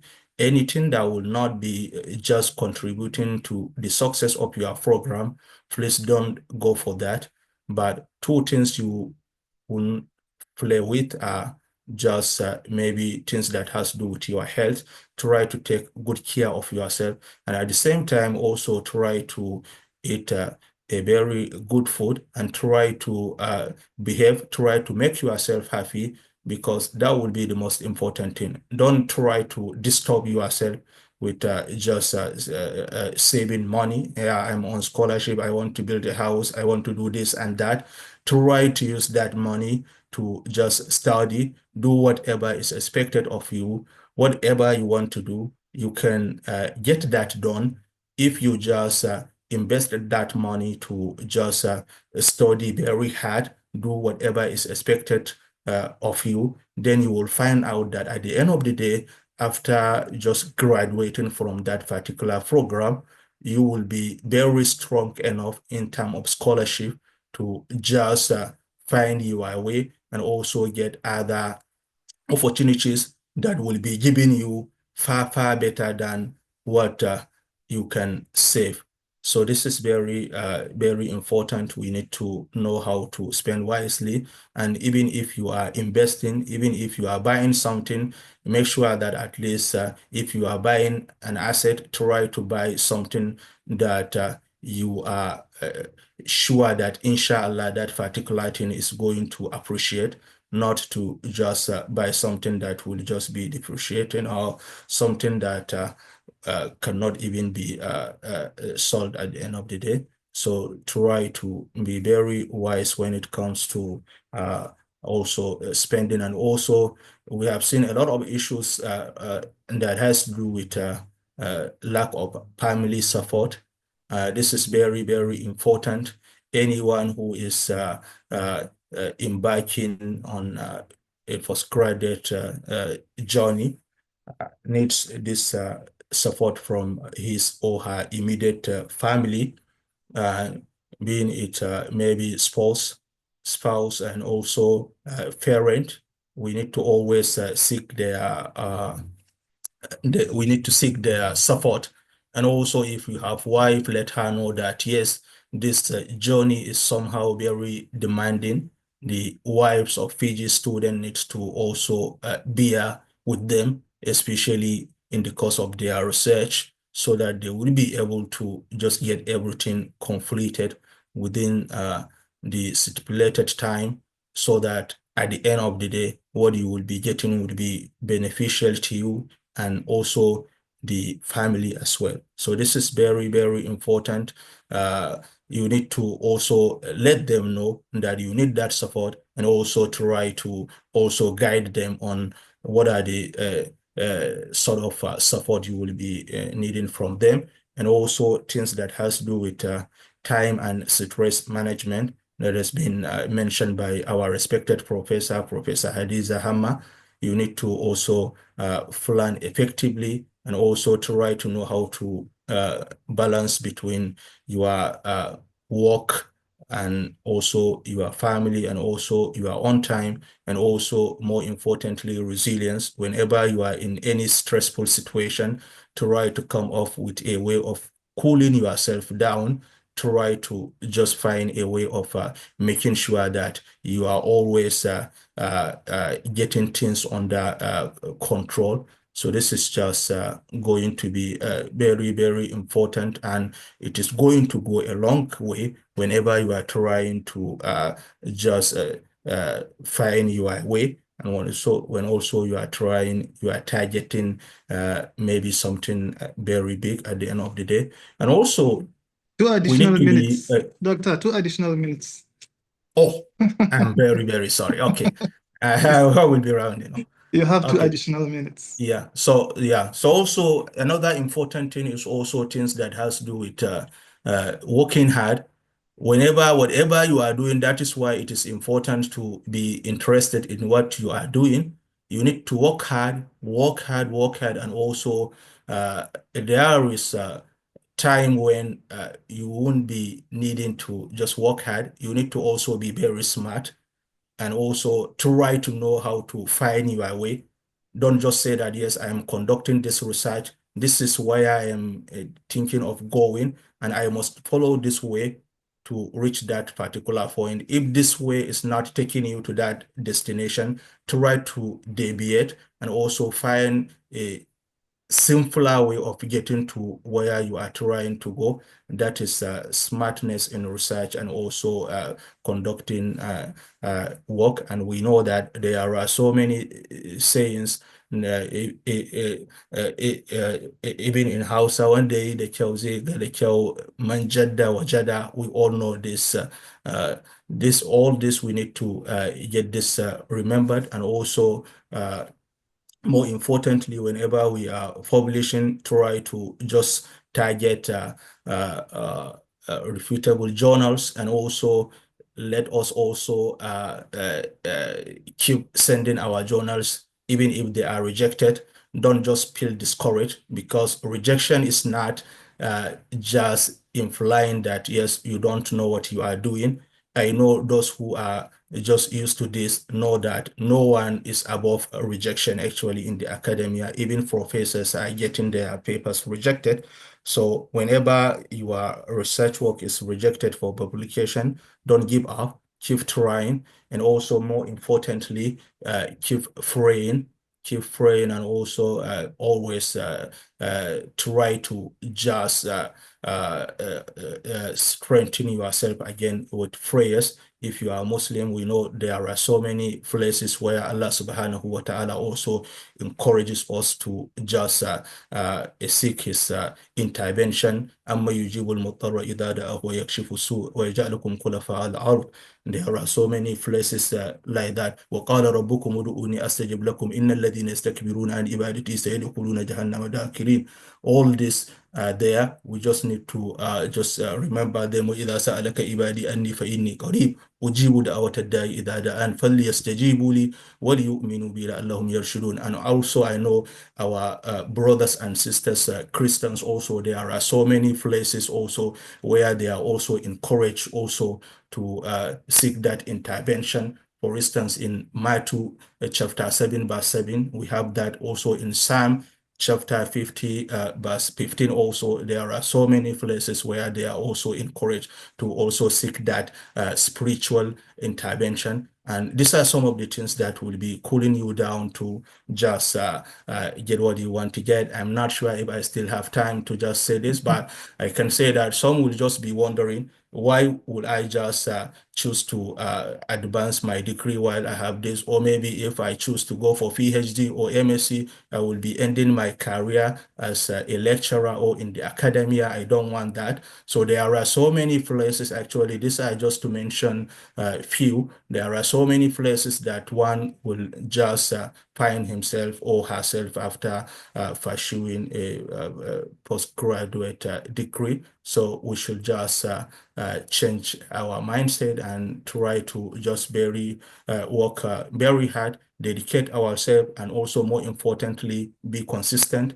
And we need to combine hard work with smartness and resilience also, and adaptability. And also we need to collaborate, try to just collaborate with your colleagues. There is this saying that if you want to go fast, go alone. And if you want to go far, just try to put heads together. So this is very important. And more importantly, be prayerful also, always try to seek spiritual intervention. And this is just from me. I pray may Allah subhanahu wa ta'ala make everything beneficial. And once again, I'm grateful to Arewa Youth Mentorship for giving me this great opportunity to meet our brothers and sisters virtually.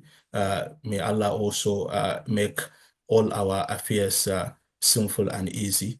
Thank you so much. Thank you so much. Thank you so much, everyone. Thank you. Thank you very much, Dr. Fahad. This has been really wonderful. I mean, you have just, said it almost all through, I can say. You've said so much. I mean, you have touched on many important things, regarding postgraduate scholarship. You have shared with us. I mean, you really highlighted the strategies. Also, you offered, you highlighted the challenges. You offered the strategies, for solutions. And you even earlier shared with us some common sayings like these postgraduate memes, like you said. I have seen so many funny, ones previously, but I think all those ones are part of the journey. And I mean, also, I can just remember one of the comments you made. I mean, recently, especially for scholars, on PTDF or any other prestigious scholarship, you advised against, buying cars and even taking second wives. I don't know, maybe you will find some other time to come and defend yourself. Many people will come after you. So that's by the way. Thank you very much, Dr. Fahad. We really appreciate you, and we appreciate your time. Thank you for being so generous to share these things with us. I mean, so because of time factor, I think we'll just go directly to our third speaker, Dr. Rakiya Saidu, who will also be sharing with us her experiences, her wealth of knowledge. I wish actually we have all the time with us. I believe she will have so much to say, because I know personally Dr. Rakiya has been a wonderful role model. I have personally interacted with her several times, and always what she says is our youth, our youth, our youth, and especially the women, the girls. She personally is currently she's personally mentoring some of the girls in her field.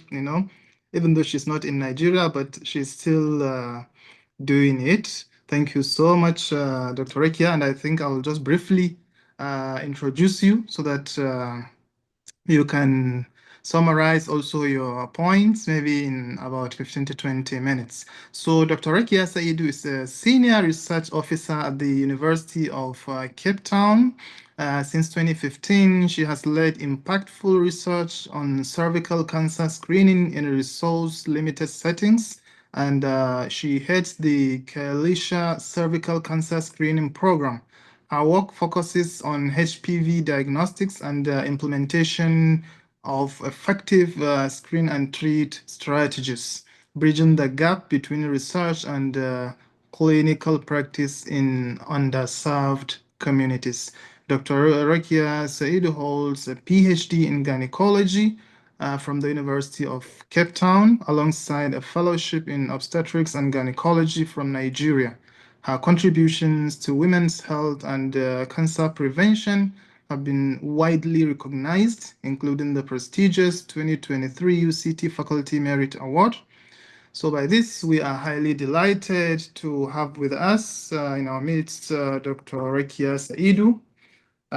Doctor, you have the floor to share your insights. If you want to share your screen, you're most welcome. And if you would like to speak to us directly, you are most welcome. Thank you so much, and assalamu alaikum wa rahmatullahi wa barakatuh. So I think I'm going to go on to just speak because I don't have slides. I don't have slides because we have this National Task Force on Cervical Cancer Elimination, because the world is now going towards eliminating the cancer. It's the first cancer that we seek to eliminate. And so Nigeria is also joining the boat, and we have a task force, and we're trying to make guidelines for screening for cervical cancer in Nigeria. And I've been writing for many days, so I kind of just couldn't, I'm sorry about that, just couldn't make any slides, but I'll make some and give you, yeah. But I'll tell you a little bit. So it's not going to be long. I'll tell you a little bit about medical research and postgraduate medical research in particular. As a doctor and as a researcher, you find yourself in an intersection of trying to give clinical practice, trying to do academic work, and also try to do postgraduate studies, because they all come together at the same time. And I think this perspective from the medical side is important, because as clinician researchers, we navigate the complex intersection between human suffering and scientific discovery. And every research question we have comes from real patients, because it's when you get a real patient, then something puzzles you, and then you now want to go to research that. And also comes from real clinical problems. It may not be one patient, but maybe something you want to solve in a clinical workflow or something like that. And our training as clinician researchers combines rigorous scientific methodology and practical application. We also live in between. You are going from the lab to the lab bench to the bedside. So, and there's a lot of push now, because we find that sometimes the basic scientists do their own research in silo, clinical researchers do their own research, but we need to come together. So there's a push now to make sure that we leave that lab into the to the bedside, and without anything in between the two. And the stakes are very high here, because you are also dealing with human life, and so every failure is a failure to humankind. So, but how do we become medical researchers? So there's really no one fixed way. There are so many different ways. And in fact, depending on the country you are, the things are just so different. So some countries, mainly in US and Europe, they have what they call the MD, PhD programs, where you are doing both. So you are trying to become a doctor, and then you do some academic things, have a PhD while you are becoming a doctor. So those are combined programs. There's the traditional medical route, where you do your medical school, you finish. Now, after medical school, now the young people now are lucky they are mentors. We didn't have much mentoring, and we were just told, kind of made to believe you can only be a clinician. But there are researchers in the clinicians, but we were not shown proper academic routes. And but now we know that there are many things you can do when you finish medical school. You can go on to become a pure clinician. So do residency, stay in your clinical path, and become a consultant and do your clinical work. You can be a consultant and go into academia. But before you become a consultant, after medical school, you can also decide to go into academia, either in basic sciences or in public health, and you can go into research from that point. Also, there are people who will finish the residency program, become consultants, and then now go on into the PhD route. That's somebody like me. Many people don't like that. But some of us just want to just make sure that, that academia you are inside it properly.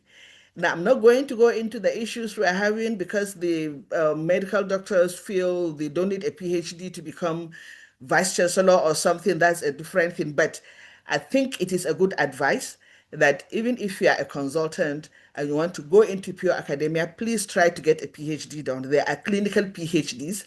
There are doctorates that are clinical, purely in the clinical setting. You don't have to do anything in the lab. So these are some of the rules, particularly if you are in Nigeria. And now there are fundings. TED Fund gives some funding also to help to support trainings in research. Because one thing we must understand is that just because you are a doctor does not mean you know how to do research. You have to learn how to do research. So just being a doctor doesn't make you a teacher automatically or doesn't make you a researcher automatically. You have to learn how to do those things. And there are now many other collaborations, international collaborations that are supporting clinicians to become researchers. So some countries also make it a point to see that they have grown clinicians, researchers in-house. So because I think one of the things we have in Africa is that we don't have many clinician researchers, but we have researchers who have come out from the clinical, like consultants, who have interest in research and go on to do research. So we have good researchers coming out from Africa, but we need to put more effort so that we can get more clinician researchers, so that we have more research coming out from here, original research coming out from us. So I know one of such efforts by South African government is to have a 10-year plan. I don't know whether it's 10 or 20-year plan or 30-year, but with a specific focus of training medical doctors to have PhDs. So there is funding for that. And if as a South African citizen, you can opt to do that, and they will support you all through. So your countries have different priorities, but I think prioritizing medical research is also very, very important. But I'm also not saying that even the doctors must have a PhD before they become researchers. No, people can learn to do research along the way, especially if they have good mentorship. When I finished I became a consultant. I wanted to go into research. But then I just felt quite deficient in actually going into proper research. So I traveled to Ibadan. I met Professor Adewale, our former Minister of Health. That time he was not the minister. And I met him because I know he has done a lot of things in research and he's very well known. And I have interest in cancer amongst women. So I went to his office and he was surprised. That time they have this HIV program, big program, and he was heading it. And I told him that, sir, please, I want you to become my mentor, because I have seen you do a lot of researches, you get a lot of grants, and I need to learn how to do that. So I want you to mentor me, sir. So he said, okay. He was surprised, but he was okay with that. So he called some of the doctors that he has trained. They are working with him. They are doing a lot of research.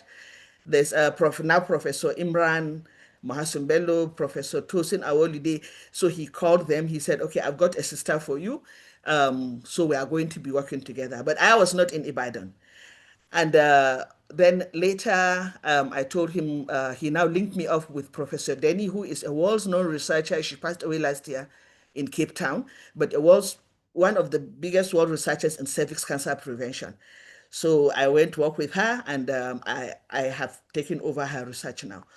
So there are many ways you can take, and one of them is I tried to find a mentor for myself. When I just looked around, I just needed some mentorship, and I have heard about this man. He doesn't know me. I traveled to Ibadan, went to his office and talked to him, and he agreed, and I even spoke with him yesterday. So sometimes we have to build those relationships, and I'm saying this because of the importance of mentorship. And this is not only with doctors, it's across every specialty. Mentorship is important. Look at the person and then gauge. I was a bit reckless, I think, because just traveling to someone I don't know, but you can look at it, gauge, and see how that fits, and then you can go on to meet that person. So some of the things that you find as a medical researcher, there's a big time management crisis. So you have clinical duties. Patient care does not wait for you. But at the same time, there are academic requirements. At the same time, there are research obligations. Sometimes you do some little lab work. So for my PhD, I wanted to do lab work. I wanted to do pathology myself. I wanted to do slides, which was a bit too much, but I did. But that's not everybody's focus. So some are doing only purely clinical things.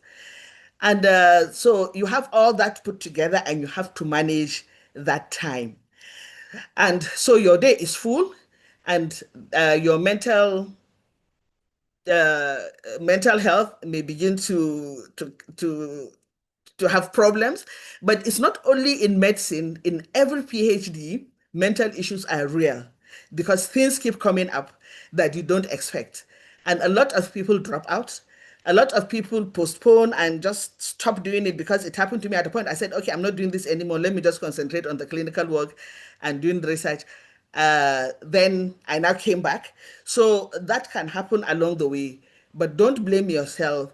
You just have to kind of, if you feel I have to stop, just stop, then pick it up again. So it's not that it's not anybody is chasing you.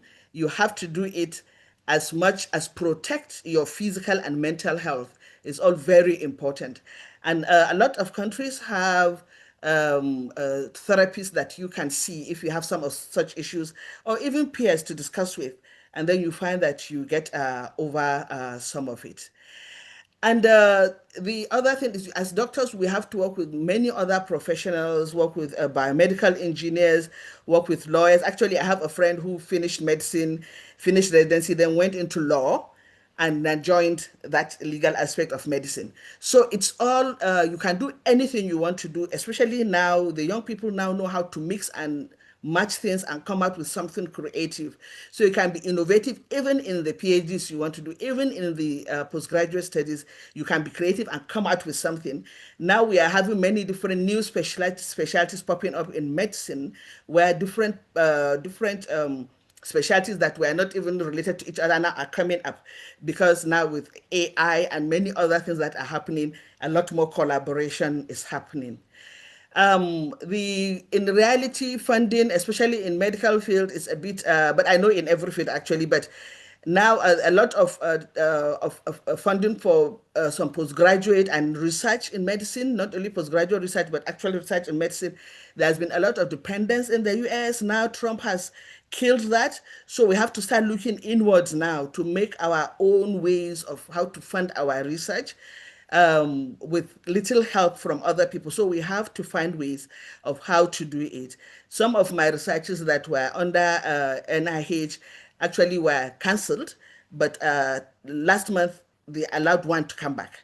So we don't have to do that. And I know, because I'm in South Africa, so I know the South African government stood up and made plans, and the South African Medical Council has breached funding for those researchers that were cut in the middle. So they gave funding for researchers to continue so that they can close out and they can finish whatever they are doing. So we need to have some dedicated thing about funding, especially in this country. And of course, if you are in medical research, you come about regulatory issues because you are dealing with humans. So there are some things you'll imagine you want to do, but they are not ethically right. So all those things are very important. It's one of the important things you must learn about biomedical research, the ethics of biomedical research. When you are dealing with women, there are special ethics about it. We are dealing with children, minors and children and babies and pregnant women and people with mental health incapacity. So you have many range of restrictions depending on the type of population you are dealing with. So sometimes going through some of those hurdles are big. And then if you go to some of our colleagues in basic medical sciences, drug discovery, these things are things that take very long because, like I said, it is human. So you have to do all the phases of the clinical trials. If you identify a molecule, you have to go through all those phases until it becomes an actual medicine or an actual device. And then you have to go through regulatory hoops also to make sure that so the whole thing is about, while you are doing your research, but you must protect the human integrity and you must protect the human being. So the things are, there are some things, beyond whatever you do in your research, what medical research looks like, there's a big emotional landscape. So every decision you take could impact a future patient. So there's that thing at the back of your mind. Whatever you are doing, you have to make sure it is something that will improve people. You have to make sure it is something that will improve life. You have to also, usually we get afraid of failure, but it helps us to pick up, because every failure that happens during a medical research, when people start like drug discovery, about 90% of potential molecules kind of fail the test to become a test. But that doesn't mean you should stop, because it's supposed to ginger you to now look for more, to now do something better. And medical research is not possible without collaboration. So I cannot sit down in my house and say, I want to do research, or in my office. No, I must work with people.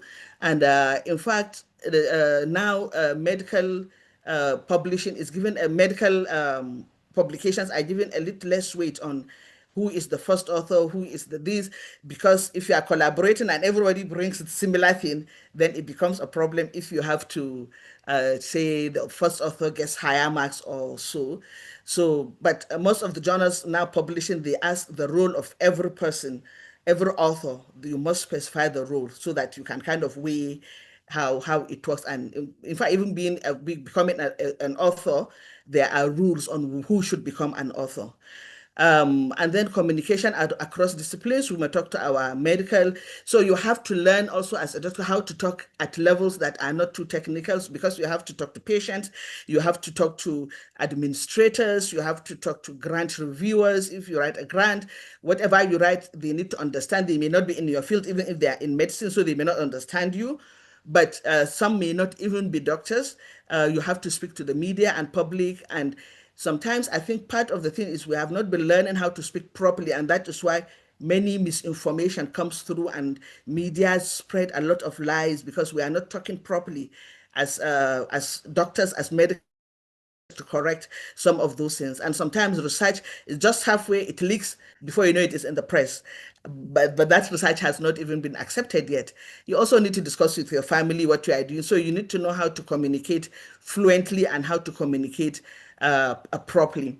And there are some skills that you can transfer to medical research, project management, ethical decision-making, communication, resilience is very, very important. You just have to be resilient, and leadership amongst your group, especially your clinical group. But there are advantages for being a clinician and a researcher at the same time, because the clinical research enhances your research, clinical expertise or clinical skills that you have.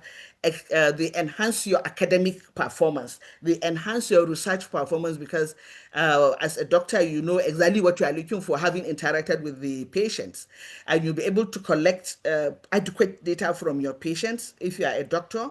And then you plan treatment, plan research design. You can do all at the same time, and you know how to navigate the ethics of doing both. Then you must also become the superpower is to have time management skill under pressure. So you are going to have a lot of pressure, but you just have to manage the time inside with all those things happening at the same time. So I'm not going to talk too much, but I think maybe I can just stop here, and then if there are questions, then we can take. But please, before I stop, I will tell you that I think sometimes as young people, you make up your mind if you want to do research. In August, I met a young lady. I came home and I met this young lady, Yusra, in my friend's house. She just finished medical school. She's doing her internship. And so she's so interested in research. She showed me her year 6 research. We do some little research in year 6. She did it so well, we've published it now. So that is what, that girl, she's going into research somehow. So that is also very important, discovering who you are. While even at the bottom, before you finish medical school, you keep discovering who you are and try to go to where your strengths are and leave where your weaknesses are. I thank you for listening. I hope I didn't go above the time. It's just, I mean, now it's 4 p.m. I mean, so you are just on point. Thank you very much, Dr. Rakiya, for these insightful comments, and talk, and especially coming from the medical background. I think today we have had a lot, mashallah. Dr. Fahad and Prof. Hadiza have talked about the general overview and the challenges, the strategies, how to navigate the postgraduate journey.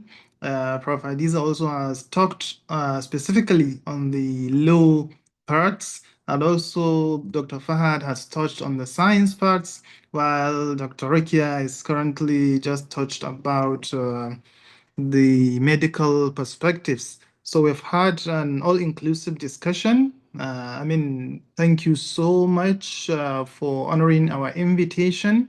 And I think just because of time, we can take maybe 2 to 3 questions, And if you have some other questions, like I said, you can always drop them on the Telegram page.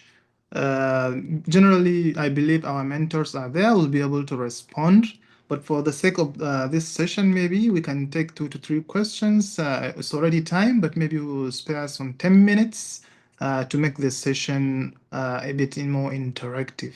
So Okasha, please, can you ask? I think you have, maybe we'll take 1 lady and 2, though I have not seen any lady raising their hand. So Okasha, please ask your question. Okay, I think Okasha is having trouble with his network. Dr. Jeremy, please, can you ask your question? Okay.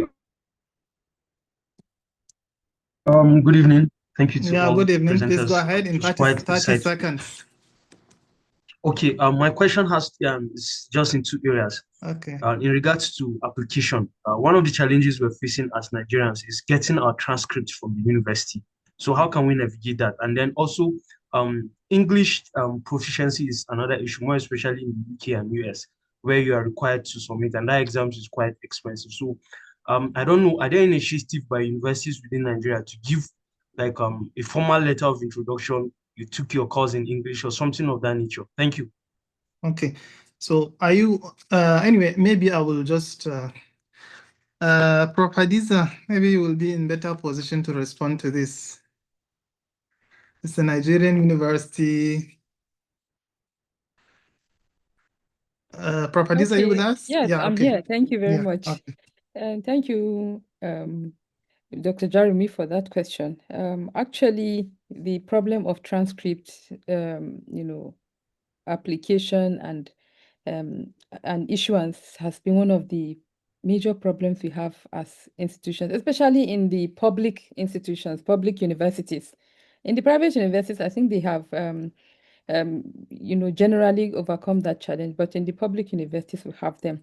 But I want to tell you for a fact that even the public universities, with this, drive towards technologically driven systems, we are beginning to overcome these challenges. Now, even in most of the public universities, you can apply online and get your transcripts within a short time than what it used to be before. I'm speaking from the experience of my university, where before you can spend months following up on your transcript and it will not be found. In fact, in those days, you can come looking for the transcript and they can't even trace your results. So where do they produce transcript from? But now, like I said, with computerization, everything has become more seamless and it is really improving. I'm not saying that it has, it's all well and, we have gotten there, but I think we're on the way there. So, and then, but it all depends on the university also. Then your second question about English proficiency. It's also one problem that we have as Nigerians. We have studied all our lives in English language and then we go to apply for our, admission and they ask us, do you know that even with my law degree and then I had a master's and then they still required me to submit an English proficiency test results before I could be admitted at Harvard. Everything I sent so it is not really a problem of Nigerian universities, but a problem of those universities where you're applying to. Really, there's very little we can do as a university to control their policies over there. But I see recently movements towards, agitations towards, speaking with one voice, as Africans, as Nigerians, against those policies. And to tell you, I have noticed that some of the universities are beginning to back down on that English English proficiency requirement. I have seen schools where before you have to submit that, and now they are beginning to, lessen the burden if you are from countries like Nigeria, where they know that you have studied in the English language. So I think you should target those institutions. There are many now, unlike before, where you can hardly find in the UK and the US, but now you can find them. I think you should target that for now. All right. Yes, thank you very much, Prof, for these comments. And I think, as you said, there are some universities that I personally secured PhD admissions in the United States without really taking the English test, either the TOEFL or IELTS. So, I mean, there are many of them you can search, but I believe now Nigeria, Ghana, South Africa, and some, of African countries whose major language is English, official language, are being considered for that. So just try to, search on that. Next, Ali Al Hassan, please, can you ask your question in 30 seconds? Thank you very much, Dr. Yakubu, for the opportunity. My question is to Professor Hadiza. I would like her to advise on maybe the kind of some journals that one can approach with research work for publication as a new upcoming researcher in the area of law. Okay, Prof. Okay, thank you, Ali Al Hassan.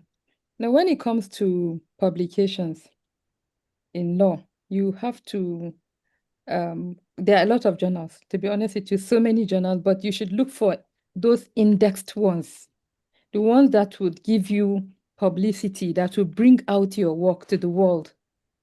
So basically, you should target academic journals, because there are some journals you can have papers in law, but they are not academic journals. So if you're publishing in journals, they should be academic journals, and they should be indexed journals that have an online presence, where anybody can, where if you claim that I have written in such an area of law, and then you can, anybody can Google it and see it for themselves, that you're not. So be careful about especially predatory journals that will tell you, well, you can pay this and then you get published, So look for journals that have a reputation. That's what I'm saying, the credibility in law. There should be law journals, of course. There are so many of them. I can't begin to list them, but there are so many that you can find really around the world.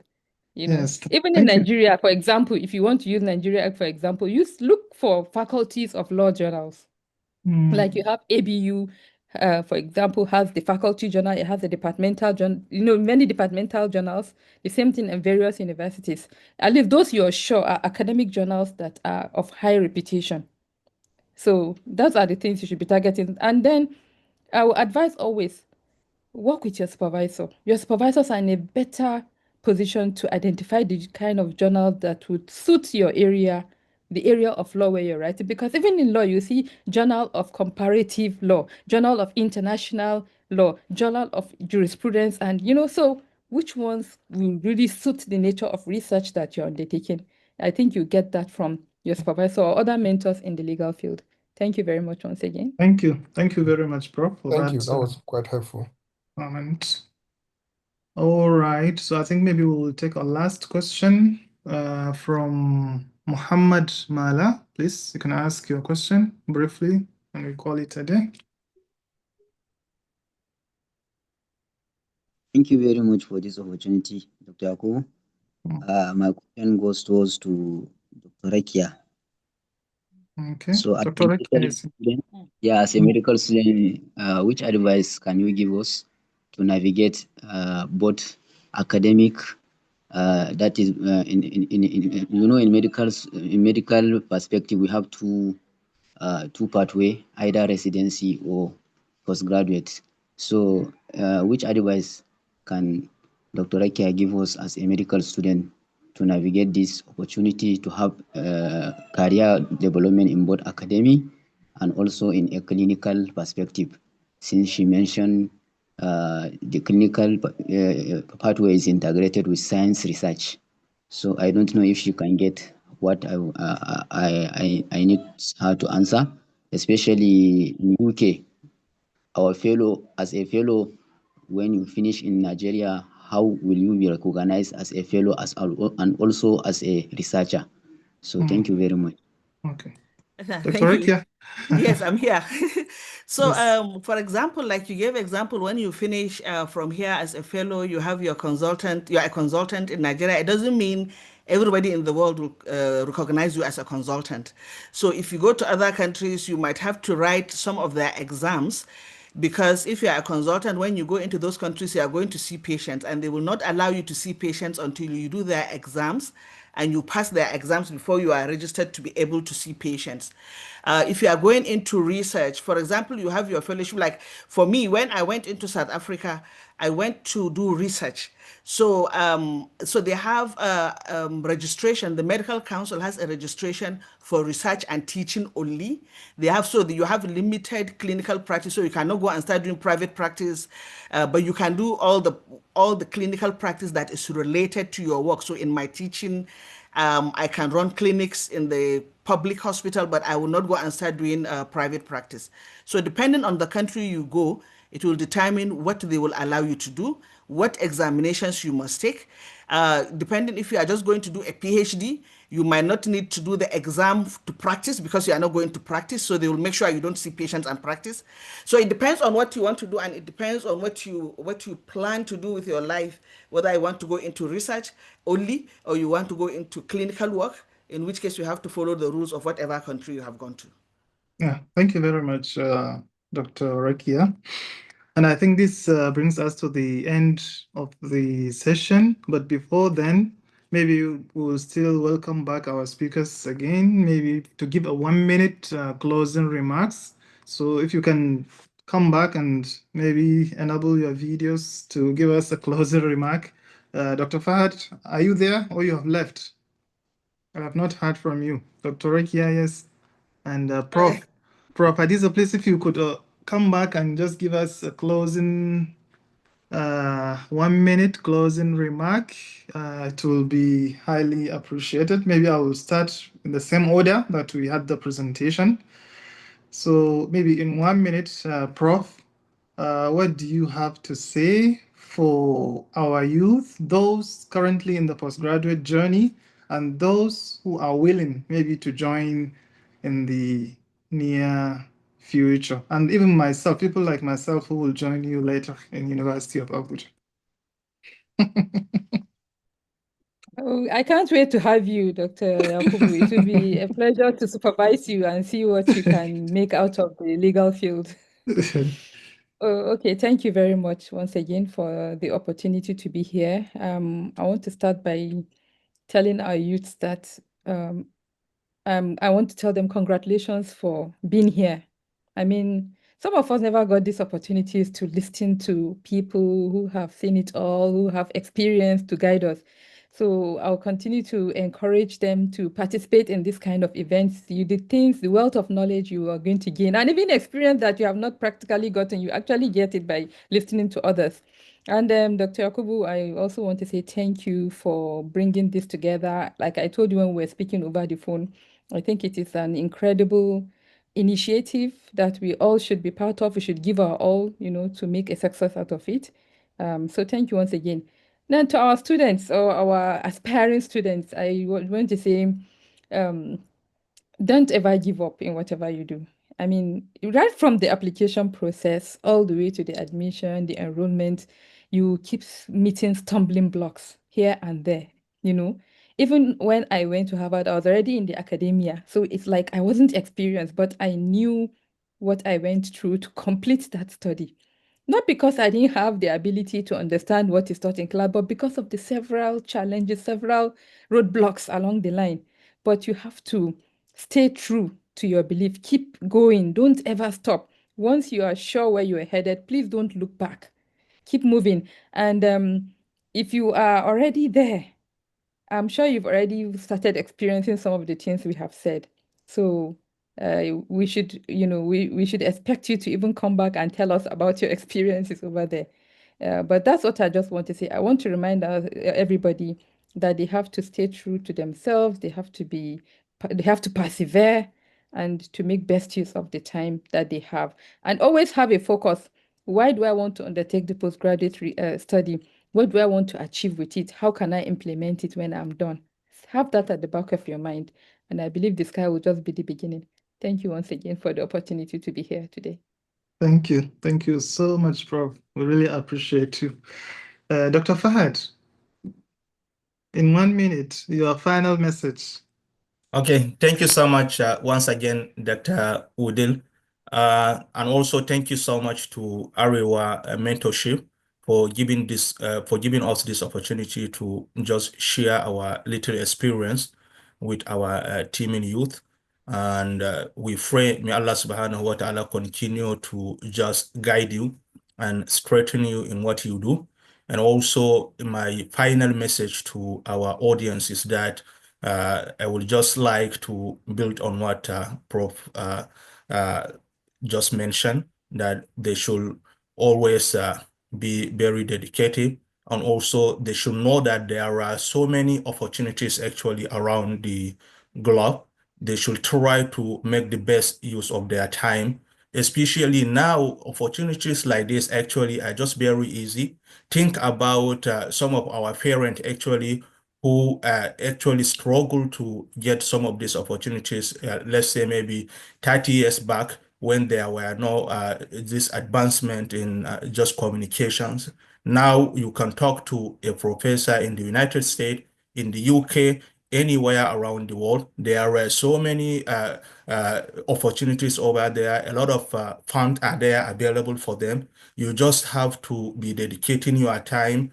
Try to just put it at the back of your mind that whatever you need, no one will do that for you. You have to do it yourself. And also the good thing, as I mentioned, Arab used to say that manjada wajada, and also they said likulli mujtahidin nasib.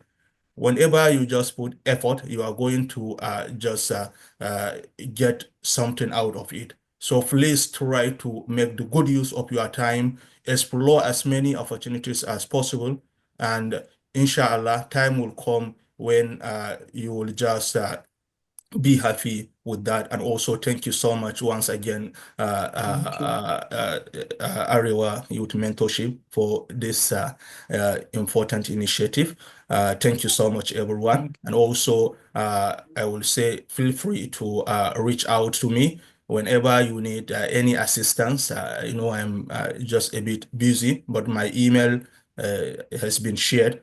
And whenever you need any assistance that has to do with research, things like that, feel free to reach out, and inshallah, we'll try as much as possible to guide you the right way. And if there is also maybe a need of just connecting you to any other colleague who we think will be in better position to just assist you, inshallah, we'll try to do that.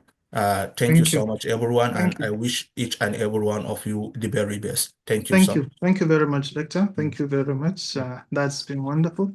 And then Dr. Rakiya, our consultant gynecologist.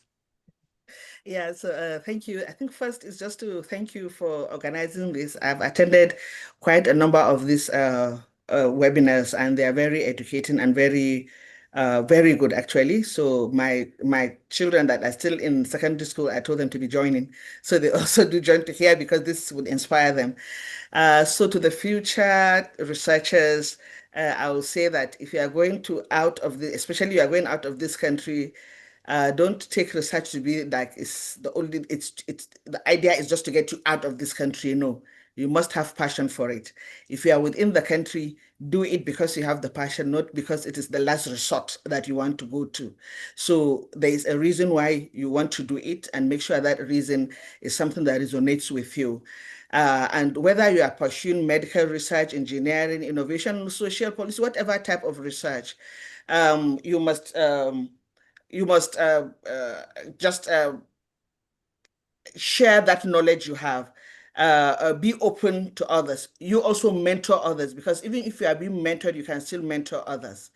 This world needs a lot of scholar practitioners who can navigate the complexity. You must collaborate with people across boundaries, across disciplines, and you must persist through the uncertainty of funding while you maintain excellence in your multiple different domains. And in whatever field you are, we need you to succeed. And I also want to thank you, the scholars, the upcoming youth, for choosing this challenging but very rewarding life of research. Please, I urge you now to go and change the world. Thank you. Thank you. Thank you so much. So with this, I think we will call it a day. And I also thank you once again. And I hope that once we invite you next time, you will also grace our invitation.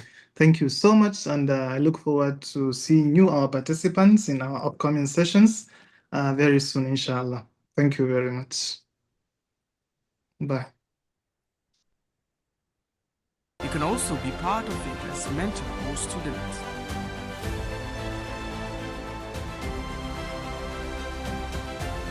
Join the Arewa Youth Mentorship Program on Telegram, Facebook, Twitter, and Instagram.